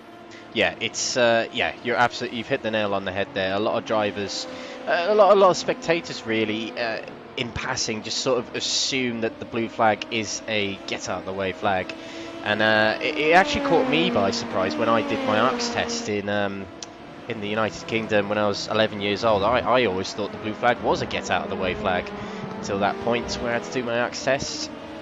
They quizzed me with the question. Obviously, of course, got it right. But yeah, it's one that does take people by surprise, and it can be misinterpreted at times. So it is one that if you are going to take up racing, whether it's esports or whether it's real life racing, make sure that you know that rule. It does differ between series. It does differ between simulations and different types of racing, different regions of racing, countries. Definitely do your homework on flags, including the blue flag. There's a lot of differing flags across countries. The white flag is different between Europe, United Kingdom and America. The white flag signals the final lap on iRacing in America, but the white flag in the UK and Europe is there's a slow moving vehicle on track. So it's a little bit confusing when you cross over to the two. It's a very good point, the white flag. If you see that on a racetrack, yeah, you need to be very aware of your surroundings. There could be not just a slow car on the track, but it could be an ambulance or a medical car or something on the track which is joining the race, or not joining the race, but is on the track together with you. I wanted to quickly point out as well, because you said, you know, learn your flag, which I totally agree to. But there's another amazing feature in iRacing. I don't think a lot of people have seen this yet. They know about it, but they haven't actually looked at it. And it's something, I'm going to sound so cocky when I say this, but there's something called a sporting code, which is available for all members of iRacing. And I think it should be mandatory, honestly, to have a quick rundown through it, especially the quick points, which, especially for Europeans, the blue flag rule is something I think it needs to be touched upon for a lot of drivers, just to go a little bit off the team here in this race now. Yeah, I tell you what, the sporting code is something you mentioned. I thought, oh yeah, that is kicking around, isn't it? it's yeah, maybe it's something that probably needs to be put in the face of most races a bit more often, because it does align us all more with the general etiquette you need to have on track, particularly on iRacing, and the same goes for all forms of motorsport, really. But yeah, I'll tell you what I'm going to do after this race is I'm going to go read that sporting code. So I might learn something from it.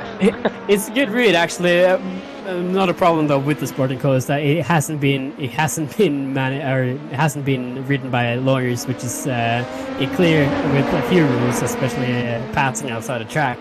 In certain tracks you can pass outside a track, and some other tracks you can't. Which is, if you do oval racing, you probably know about the whole Daytona Speedway World Finals thing, where somebody passed outside of the double lines on track and created this huge dilemma of how you interpret the rules of what's on track and what's off track. That's on the oval side, however. Flag rules, I think they're very persistent. They stick as they are written on the sporting code. Absolutely. But yeah, it's a good read. If you get involved in a simulator in the game, which is online, reading the rules is never a bad thing. You can a lot of times use it to your own advantage as well. So, not boring read. It's often a good thing. It's definitely going to help me get to sleep tonight, though. It's a riveting read tonight for me in store. Better than the other books I read. Anyway, back with the racing.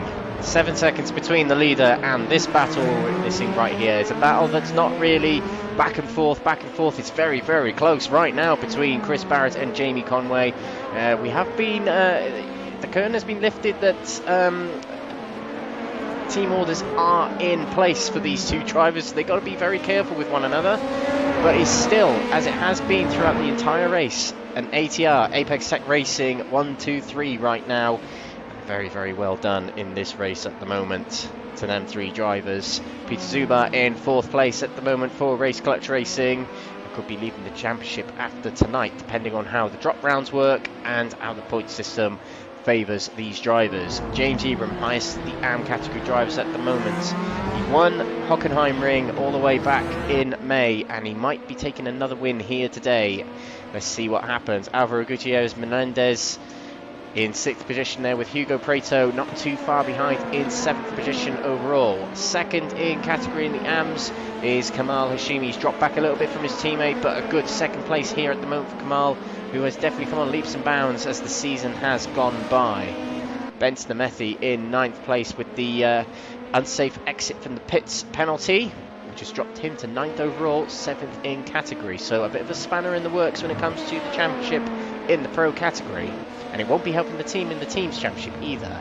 All to be found out on apextechnologies.com, where you can find out the results of these races after which the races have taken place, and they've processed all the results. Continuing on, Drew Lloyd in 10th position right now, 1 place gain from where he started, and Juanto Evale in 11th.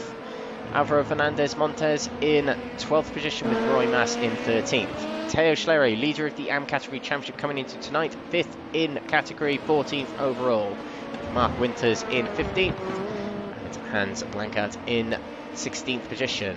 Andy Spicer, a few laps down, but 17th at the moment, with Alexander Rubenbuch still moving in 18th place.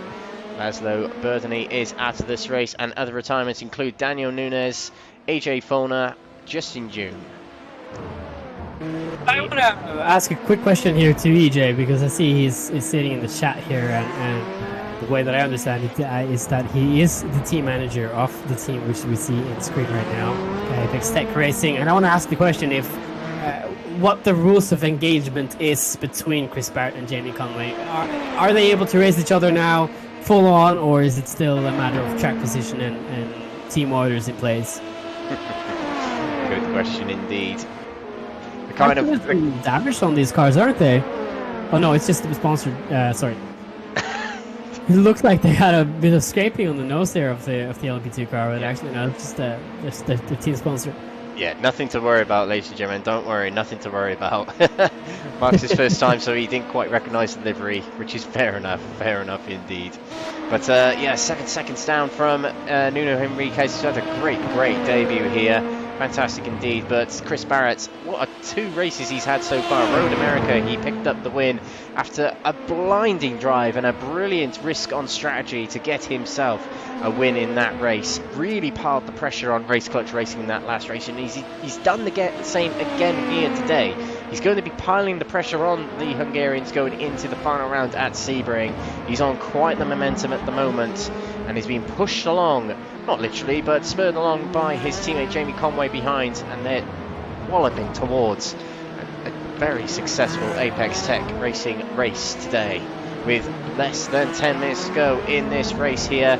Do stick around after the race as we go through the results, but we also have some brilliant interviews with the drivers. Usually we get the top 3 in both categories on this broadcast, so do stick around to hear the views from the drivers, and we can get a little bit more insight into their strategies and their intentions. We're not mind readers, we are commentators. It'd be good if we could mind read or listen in on the radios between the drivers and team managers on the pit wall. And EJ Foner has actually replied to us on YouTube, hasn't he, Marcus?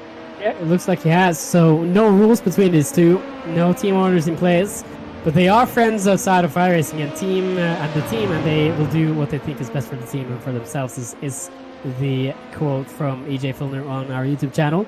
If you haven't already, go into youtube.com and search for Simracersworld.tv. And you can find the channel and subscribe to it, and actually join the conversation as well if you want to. And now we follow these 2 friends and teammates, Chris Barrett and Jamie Conway, which is at the moment looking like they're doing what's best for themselves and for the team, which is just staying put in the positions they're on track. Absolutely. I think that's EJ Fauna in a very Christian Horner kind of way, just saying, you guys can battle, but don't take each other out. As we see. Huge miss there from Chris on the Apex, though, Alex. Massive. Oh, yeah. I was going to say let's get a quick replay. I don't think we can, but yeah, he went very, very wide at the Apex. Maybe a lapse of concentration there. Maybe Jamie Conway quite close to his rear is spooking him a little bit. But it's a long way into this race. Fatigue will be setting in. Usually these drivers on iRacing, when they do team stints and endurances, don't go much longer than 2 hours. So when it does come up towards this 2 hour mark, concentrations do lapse a little bit and mistakes do happen. We are witnessing here Mark Winters versus Theo Schlerer. Mark Winters has moved himself into 5th place past Theo Schlerer. So that is quite big for the AM category, i.e. the championship. And they were side by side from turn 1, coming up towards turn 3. And look at Mark Winters squeeze up on the left of Theo Schlerer, late on the brakes with much fresher tyres on. Underseers a little bit on turn 3. Gets a good exit though with much more grip than Theo Schlerer alongside him, but now behind him. Mark Winters moves into 5th place in the AM category. He'll be chuffed to bits with that. They're still battling between them two as we're watching them come down from turn 3 towards turn 4. They're side by side again. Inside here, Mark Winters. I think this is going to be an advantage for him. Theo Schlerer as well with the older tires. Look at that, a little slip as well on the exit of turn 4. Looking good though for Mark Winters. I think he's going to get away from Theo right now, unless Theo's really getting a hang of the slipstream. Look at the way that Theo's car is sticking through the corners. It almost looked like its rear end wanted to go through the corner faster than front end. Oh, it's still happening. He nearly went off into the kitty litter there and drops a lot of time from Mark Winters ahead. And Winters breaks away in the green Digital Force car there. Theo Schlerer really struggling with 7 minutes to go. All he can do is just hang on. And in fact, Hans Blanco is a long way back, but Theo Schlerer will not drop any further behind, potentially. I think something's happened to Theo as well, actually. I think he's gone into the pits one more time to serve a penalty of some kind. Or is that just me? No, 30 seconds. I think that's just his pit time. Yes, I think everything is in order for Theo. It's just that he's on that quad stinted tire right now. Which can't be easy to drive on. It must be really uncomfortable for the Frenchman there. He's really missing the Apex everywhere. He's got a bad exit there, and the Belgian driver behind him, Hans Blancard, is really looking at. No, that's actually the 8th of Drew Lloyd lapping him as well. Really showing the pace difference here on a fresher set of tire than quad stinted tire.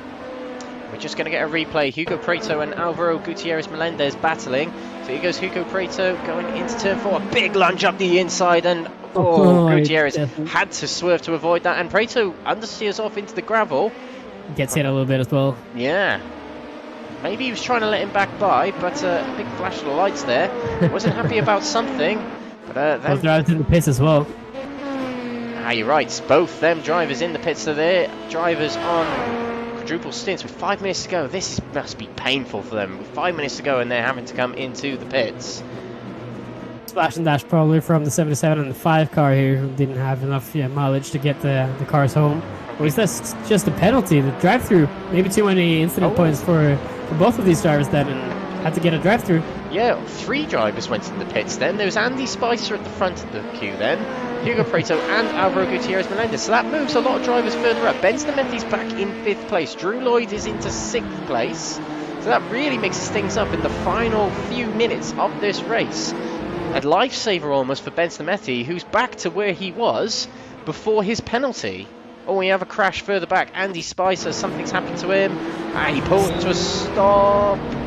Behind Melendez. Yeah, he's waiting for cars to go by, isn't he? That's one way to do it, I think. Puts it in reverse as well. That's not the right gear. Andy gets it right. Ready again. We have an instant from Theo Schlerer going into. He spins at turn 4.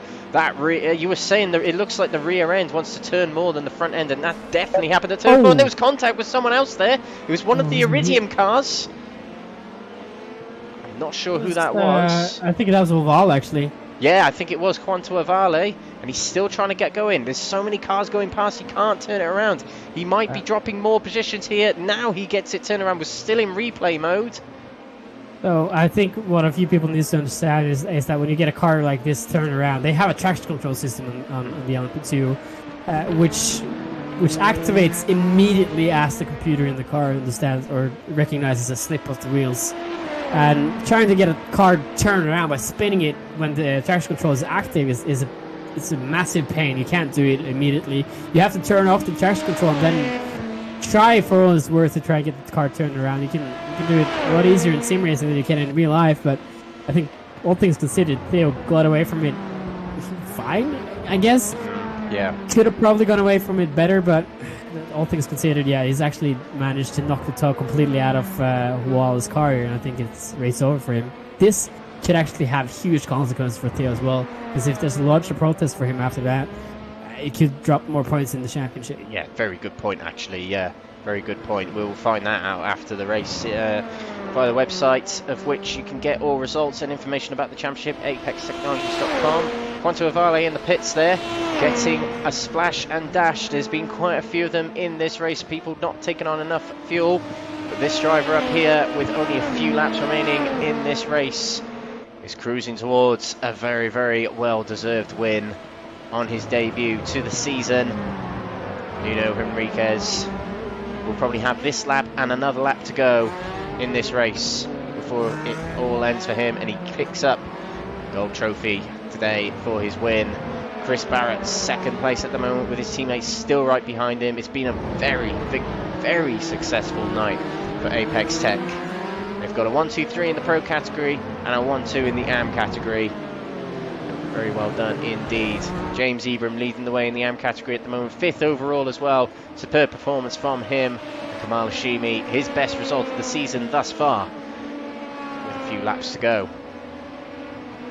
3rd place in the AM category at the moment, Alvaro Fernandez Montes, who's one of the quadruple stint drivers, hanging on well in 3rd place, and he's got quite the cushion ahead of Roy Mass, 10 seconds in fact, so he probably can relax a little bit for the remainder of this race.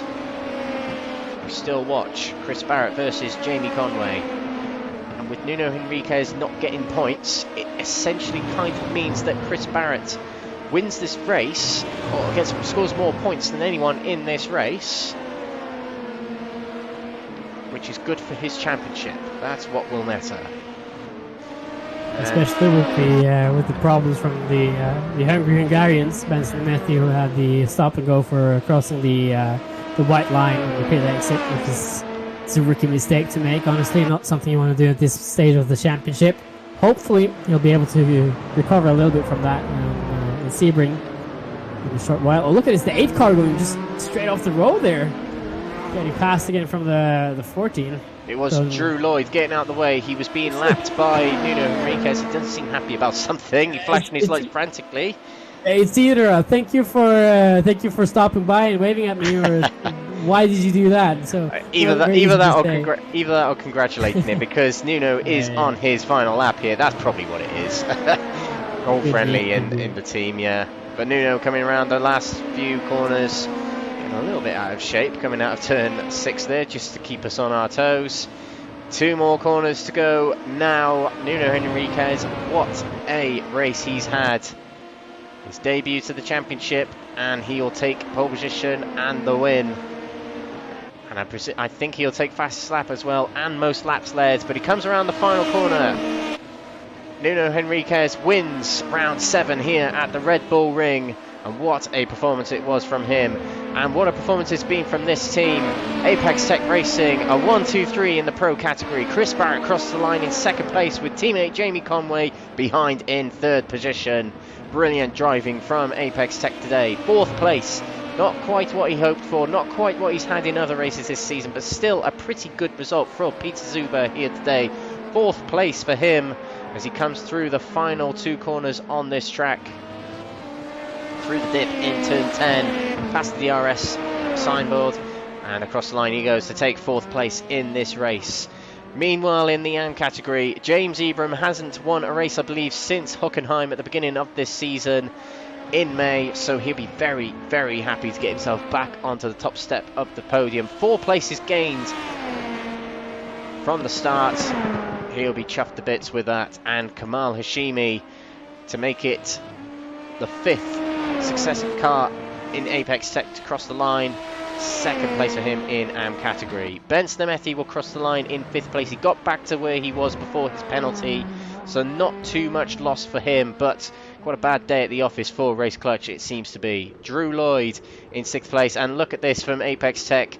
A big photo gathering for them as they come around the track to celebrate what a successful meeting this has been for them, Markus. Yeah, very well raced for Apex Tech Racing. You can see as well, running in a huge back here to get that team photo. I think EJ is going to be very pleased with the results today after having to stand out this race due to COVID reasons. So a little bit of elbows out here after the checkered flag, trying to push him in the grass. Get out of the way! You're not in the team picture, is what he's saying. I think he got extruded pretty well there, the 170. That takes me back to my primary school days. Look at this is great. You were pushed around a lot. No. Oh, this is great to see from the Apex Tech racing drivers. They are, clearly are such a clan, and you can tell with not only this right here, but their racing today. They work together so well. Almost giving Race Clutch a taste of their own medicine. I'm gonna say it's that far, just because Race Clutch were doing so well as a trio all season, and Apex Tech, 5 drivers working together, separately granted, but all 5 drivers working together to get themselves such a great result today. And I think up a corner as well. Yeah. Oh, you got to do that at the end of the race. It's tradition on iRacing. Normally, when you finish a race, you want to pick up marbles and dust if you can to get some extra weight on the car when you get on the weighbridge. But with cones, they add weight as well. Yeah, just want to take in this moment. It's absolutely brilliant for these drivers. What a day they've had. And we'll get plenty of interviews with the drivers in just a few moments' time. It's just going to be one driver, I think, that isn't an ATR driver is going to get an interview tonight, and that's Alvaro Fernandez Montes, who looked at the podium in the AM class. But I have to say, though, Alex, look at the front end of these ATR cars. It looks like it has damage. It looks like something's going wrong on the front end here. Tell that to the person who made the livery. I'm not commenting. And are we going to see donuts from these drivers, or are they just trying to do another lap? It's going to be a good mess, I think. I tell you what, if you think the front looks damaged, it might look even more damaged after what they're about to do here. We'll see what happens. So traction control off. Yep. Clutch in. Looking awfully tidy right now. Oh, they're lining up. So is it extra points for smoke? Oh, the 42 is getting ready, and he's turning to the left. Is he going to clutch kick? Yes, there you go. And he's in the grass as well. Hey, nice. That's good to see. Thank you, Jamie Conway, for putting on this show for us. Excellent. Had a little bit of touching as well, I think. Martin Brundle's waiting for you in the interview booth. Hurry up. It's having too much fun out there now. Aye. Great to see. Thank you for Apex Tech Racing for putting on that show for us today at the end of this race. Thank you to all the drivers putting on a show for us in this race, though. What a great race we've witnessed today, and we'll have a great finale coming up later on. So let's get over and done with the results before we move on to our interviews tonight. Nino Henriquez takes the win here at Red Bull Ring for round 7, his debut to the championship. Chris Barrett, winner of Road America, runner-up here at Red Bull Ring. 2nd place for him, just ahead of his teammate Jamie Conway, with Peter Zuber in 4th place. James Ebram, winner of the Yang category, takes 5th overall, but 1st in category. They're in the 108 car. Kamal Hashimi, his teammate, behind in 6th place. Ben Snemethi, 7th overall, but 5th in category. And Drew Lloyd in 6th in category, but 8th overall. 7th in the pro category to Alvaro Gutierrez Melendez, with Hugo Preto taking 8th place after a disappointing start to this race. 3rd in the AM category goes to Alvaro Fernandez Montes after taking a risk with his quadruple stint on the tyres. He gets through in 3rd with Roy Mass in 4th place. Mark Winters takes 5th place with Theo Schlerer, leader of the AM category championship coming into tonight, is 6th in category. Hans Blankart in 7th with Juan Toavale, 16th overall but 9th in category and last of the pro category drivers. We have Andy Spicer in 8th position in category with Alexander Rogenbuch in 9th. And non-finishers were Laszlo Verdini, Daniel Nunes, EJ Forner and Justin Young.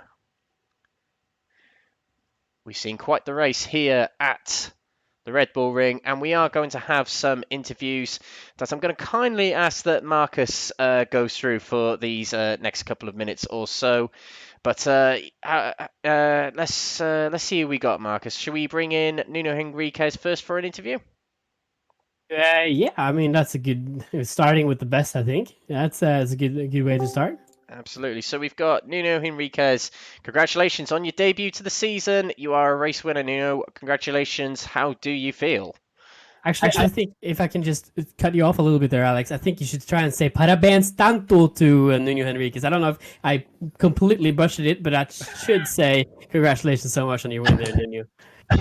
Thank you, guys. Thank you for having me. It's actually muitos parabéns. That's the right way to say it. Nice effort, though. It was almost there. Yeah, I feel great. I feel great for the team. I think we did a really good job. And yeah, I'm really happy for Chris and Jamie as well for their position. That it was very important for them this race. So yeah, I'm really happy to be here. Thank you, guys. Quite the race. I mean, you led pretty much from start to finish. Was there any sort of particular strategy at play in today's race, or is it just literally go as fast as you can, see how you get on? No, there was definitely some strategy in the beginning. The first 2 stints we were saving a little bit of fuel because we were not sure if the fuel was enough or not. If the race was to have 88 or 89 laps, so we quite saved a good amount of fuel in the beginning, and then after the second stint was just hammer time. Yeah, absolutely. Any questions from you, Markus?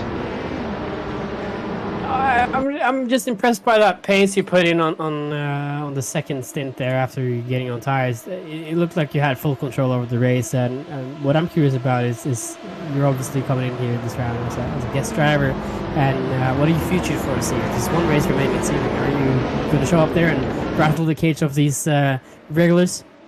Well, depends on the team actually, because I'm not racing for the championship, so I don't want to be racing for any points, to be honest. If it's to race as a guest driver, definitely I will appear. But as for the next seasons, I think that yeah, from next season I'll definitely try to fight for the championship. Great to hear. And actually, we're going to surprise everyone now. We're going to drag in the whole of the top 3 actually in the pro category. We have got Nuno Henriquez, who we've just spoken to there. Chris Barrett is in with us, and Jamie Conway. So as a trio, guys, how did that go for you guys? Obviously very well is the answer, but just sort of describe it in your own words. Oh, we're really pleased with that. We kind of came into this weekend hoping to repeat a little bit what we did last time, but also lock out the podium. So it's great to be back up here, and it's great for the whole team to be 1, 2, 3, doing what Race Clutch have done for the past few weekends. It's great to kind of get our own back. So yeah, really happy. And of course, it was a massive team effort. Jamie giving up his second place for me, and also Nuno, just immense pace. I'm so pleased to have on the team. This actually does pretty well. We haven't got a foresight of what it's done to the championship in teams or the drivers' standings, but surely this gives you a great opportunity to go for something at Sebring in 2 weeks' time. Surely.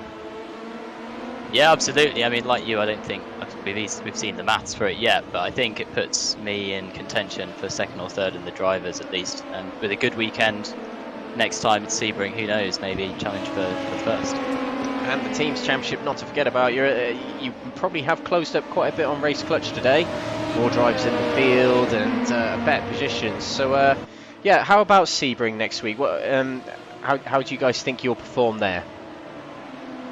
Yeah, I think in terms of the team classification, we sort of had a few bad weeks, and so really excited to come back at Sebring, try and close that gap with Apex Tech Racing 02, I think it is, with Chris. It's Chris and me paired up. So yeah, we're going to attack Sebring, come up with a clear strategy. We really worked hard on the plan today and executed it perfectly. So if we can do that again in Sebring, then yeah, we've got a really good chance for Chris in the drivers and in the team. So yeah, really good job to Chris and Nuno, and thanks to all the team for supporting us last week in the official races, and Hippo Sports Management who support the team, got them on the car as well. So yeah, brilliant job by everyone.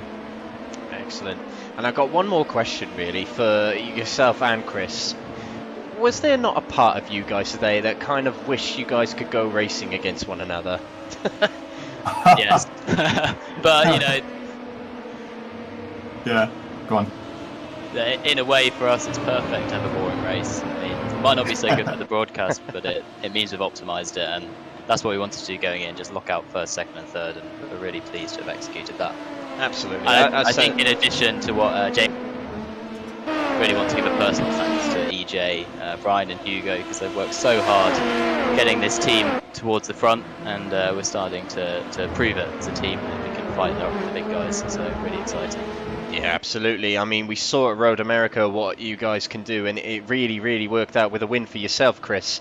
But yeah, this round we've really seen Apex hit their heights in this season, so hopefully we'll see it again next time at Sebring. We'll see a very good battle between yourself and Race Clutch yet again, like tonight, like last time at Road America. So let's see how we go on at Sebring, right? Definitely, yeah, absolutely. We're going to be up there. Absolutely, great to hear, great to hear. Right, well, guys, thank you very much for coming in for this interview. Thank you very much for entertaining our screens tonight. We'll see you in 2 weeks' time at Sebring. Thanks, Alex. Thanks, Marcus. Cheers, Thanks, guys. Thanks all.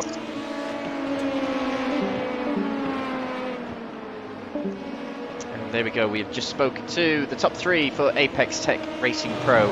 And what we are now going to do is speak to the top 2 in the AM category. It's another successful night in one category, 2 categories tonight for Apex Tech Racing, as James Ibram and Kamal Hashimi secured first and second in the AM. So, in your own guys' words, how did that go? That was pretty perfect, really. Yeah. Yeah, we started out from the get-go saying that we just want to get a clean 1-2. We could definitely, you know, get that and pull away and just work together and not fight. Just make sure we can save the fuel that we needed to do in the first stint, and then just keep, you know, powering through the laps, just making sure we're all clean and consistent, just to make sure we bring home that win. And it worked perfectly today, which is just really fantastic, especially for me, considering all the mess that I've made for myself in the past few races. No, I wouldn't go that far, James. No, definitely not. But yeah, we've definitely seen tonight. We were just saying it to the other 3, the top 3 in the pro category. It's definitely a turn in the tide almost with Apex Tech in this race. You've put on a superb performance, and you can now take the battle to other teams around you, such as Iridium Motorsports and Stage 1 and Race Clutch, more so at Sebring next time round. The AM Teams Championship, you're actually doing very well, is what we can see. But yeah, this really does give you guys good momentum for Sebring. Am I right in thinking? I would say that I guess our mindset a week or 2 before this race was to take it a lot more slowly, take it a little more seriously. Also, we've been trying to be a little bit more organized with our practices. Both like James and I, probably in the past 2 weeks, no, actually for sure in the past 2 weeks, we've done over 2,000 laps around the street. So Wow. Like, yeah, so we put in the time, and you know, we knew that we were as fast as the pro guys. So I guess you know, it ended up, you know, being able to keep our noses clean in the beginning, and we just pulled away. So it worked out. Absolutely, that's great to hear how much practice you're putting into this, and it pays off. It absolutely pays off. You put the time in, you get the rewards. So it's certainly a testimony of that. I asked the same question to the other guys, Chris and Jamie, but I was understanding from EJ, he was mentioning in the YouTube chat that there were team orders at play. Was there not a part of you guys that really wanted to go full-on racing with one another in that race? I told James, I was like, should we put on a show? Yeah, But, he did say that. I didn't want to risk anything, and I just fell back so that I could just watch my incidents, and I let Hugh go by so that he can, you know, fight the other pro guys that were in there. So I didn't see a point in us fighting because I'm not really in contention for the championship. You know, the team championship, we wanted to finish 1-2 no matter what, but I would rather have James be first so that he can compete with Theo because they're 1-2 in the championship. I'm in like 6th or 7th or something. This was a huge race for that, actually, considering I think we did hit 5 times. I know he came out of the pits in front of me a lap down, and then the next lap he was back in. I don't really know what happened to him, but that was you know, huge for myself personally in the individual championship. I think Markus might be able to help me out with that because he had a very good tab on the strategies, but I think Theo Schlery took on a quadruple stint on his tyres. Am I right, Markus? Yeah, and that leads me to a question I want to ask both of you, actually. It's the risk-taking. You were speaking about it a little bit yourself in the terms of how much you want to chew off in fighting each other, etc. Most drivers pitted with 1 hour left, and I think you were one of the 2 who actually did it as well. My question is what was the difference between stopping after an hour and then maybe triple stinting and stopping after 1.5 hours starting a new company? Our strategy wasn't really based around time left. It was mostly based around just how many laps we had to complete, and we knew that we only needed 1 23-lap stint, and then the rest to be 22 laps. Is that right, James? Yeah. So there was a chance it could be, was it 89 laps? It could be. So we decided the first stint should be the stint we do 23 laps, especially with the lead we had. Yeah, exactly. It was so easy to save. Like me and him just stayed in each other's toe, and like it was so easy to save. Yeah, so it was good for me to. I think I'm generally better on fuel saving, so it was best for me to punch a hole through the air and let Kamal save behind me to begin with. But regarding your question to do with tyres, we see it as, so my tyres after 2 stints were about 76%. I think was that what we said? I can't remember. It was like 70. Yours were like 73, and mine were like 68 or something like that. Yeah, so something like that. So once the tyres go sort of below 60%, they have like sort of lose their edge. So there's no point doing a triple and then a single because you're losing that second stint where they're still really quite valuable and quick. So splitting it down the middle is the most effective way of keeping pace while still losing that 22 seconds of tyre change time. And also, sorry? We decided it wasn't worth it, so we kind of we had the strategy in our heads. And I think that was the right call as well, but because looking at the drivers who work on stinting or triple stinting, it wasn't working out well in terms of lap times at all. What they gained in not stopping and taking tires, they really lost on track position. But Rebel Ring, it is a track which is long straightaways, not very technical in a lot of terms, but 2 weeks after this race, Sebring, the season finale, it's a tough track for tires, it's a tough track for cars and everything, and the approach that that you had for this race looked like it really fit the track. And what do you think of your chances when you get into the season finale in 2 weeks? I'm so excited. I love Sebring. I don't know. I'm pretty sure me and James are going to put in thousands of laps and make sure that we're, you know, right up there with the pros. Just lock out the front grid, and I mean, that's my goal at least. What do you think, James? I really like Sebring, but Sebring doesn't seem to like me. I was leading the 12 hours last time, and I got murdered halfway through by leading by over a lap. And then last season at Sebring, I got killed before even crossing the start-finish line to start lap 1. So it's a track I love, but doesn't particularly love me. So, but I am looking forward to it, and I think it should be a good finale, especially now after Theo's poor result for him. It should definitely make the last race very exciting for the AM Championship overall. For sure. It's going to be close. Finishing up the interview, is there anyone you want to give a quick shout out to? I think we'd just like to sort of give a shout out, obviously, to Apex Tech for sponsoring the race and sponsoring the team, Meridian Audio, TPI Cinema, and Hippo Sports Management as well as AIS for sponsoring the car and helping us get to a level that we're sort of now starting to get to. For sure. And obviously you guys for putting on a good show that I'm hoping to watch back later. Yeah, same here. Glad to hear. I don't want to review. No, thank you very much, guys, for joining us in the comms booth, but also putting on a great show for us today. It was great to watch, and it was that final sort of parade lap you did after the finish was great to see. So thank you guys for doing that as well. Really enjoyed that. Yeah, it was good fun. Right, over and out, guys. Thank you very much, and we'll see you at the finale in 2 weeks' time. Sounds good. Hopefully see you in the broadcast booth, right? I won't be here, sadly, but I'll be watching it from the sides a couple of days later. So good luck to you guys. Absolutely. Awesome. Thank you. Thank you. There we go. That concludes our interviews for tonight. Well, Marcus, what a race we've seen tonight.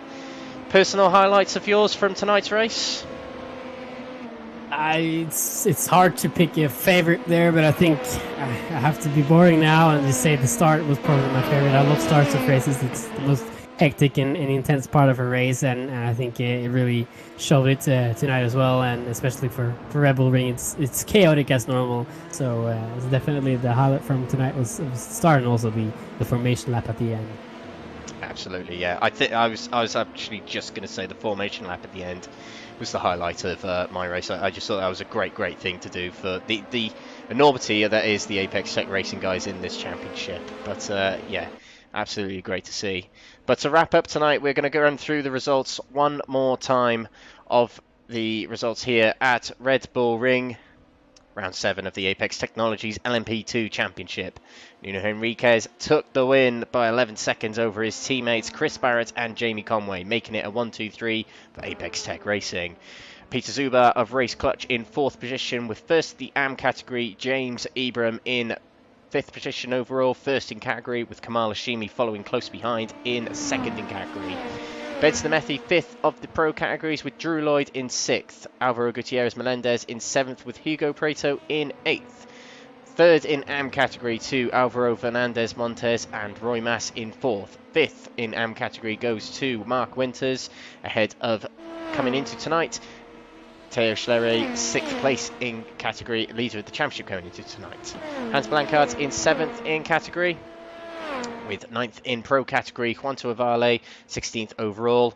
Andy Spicer in the next position, 8th in category, 9th in category for Alexander Rogenbuch.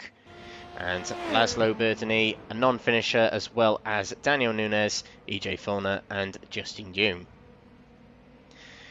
This has been the Apex Technologies LMP2 Championship Round 7 from Red Bull Ring. Thank you very much for watching on behalf of Simracersworld TV. Whether you're watching on YouTube, Twitch or Facebook, wherever you are around the world, do give us a like and subscribe or follow. Depends on what medium you're watching on. But thank you for supporting the series. Thank you for supporting the channels. We'll see you next time in 2 weeks' time at Sebring. On behalf of myself, Alex Everitt and Markus Gjesdal, we'll see you next time. Thank you for watching.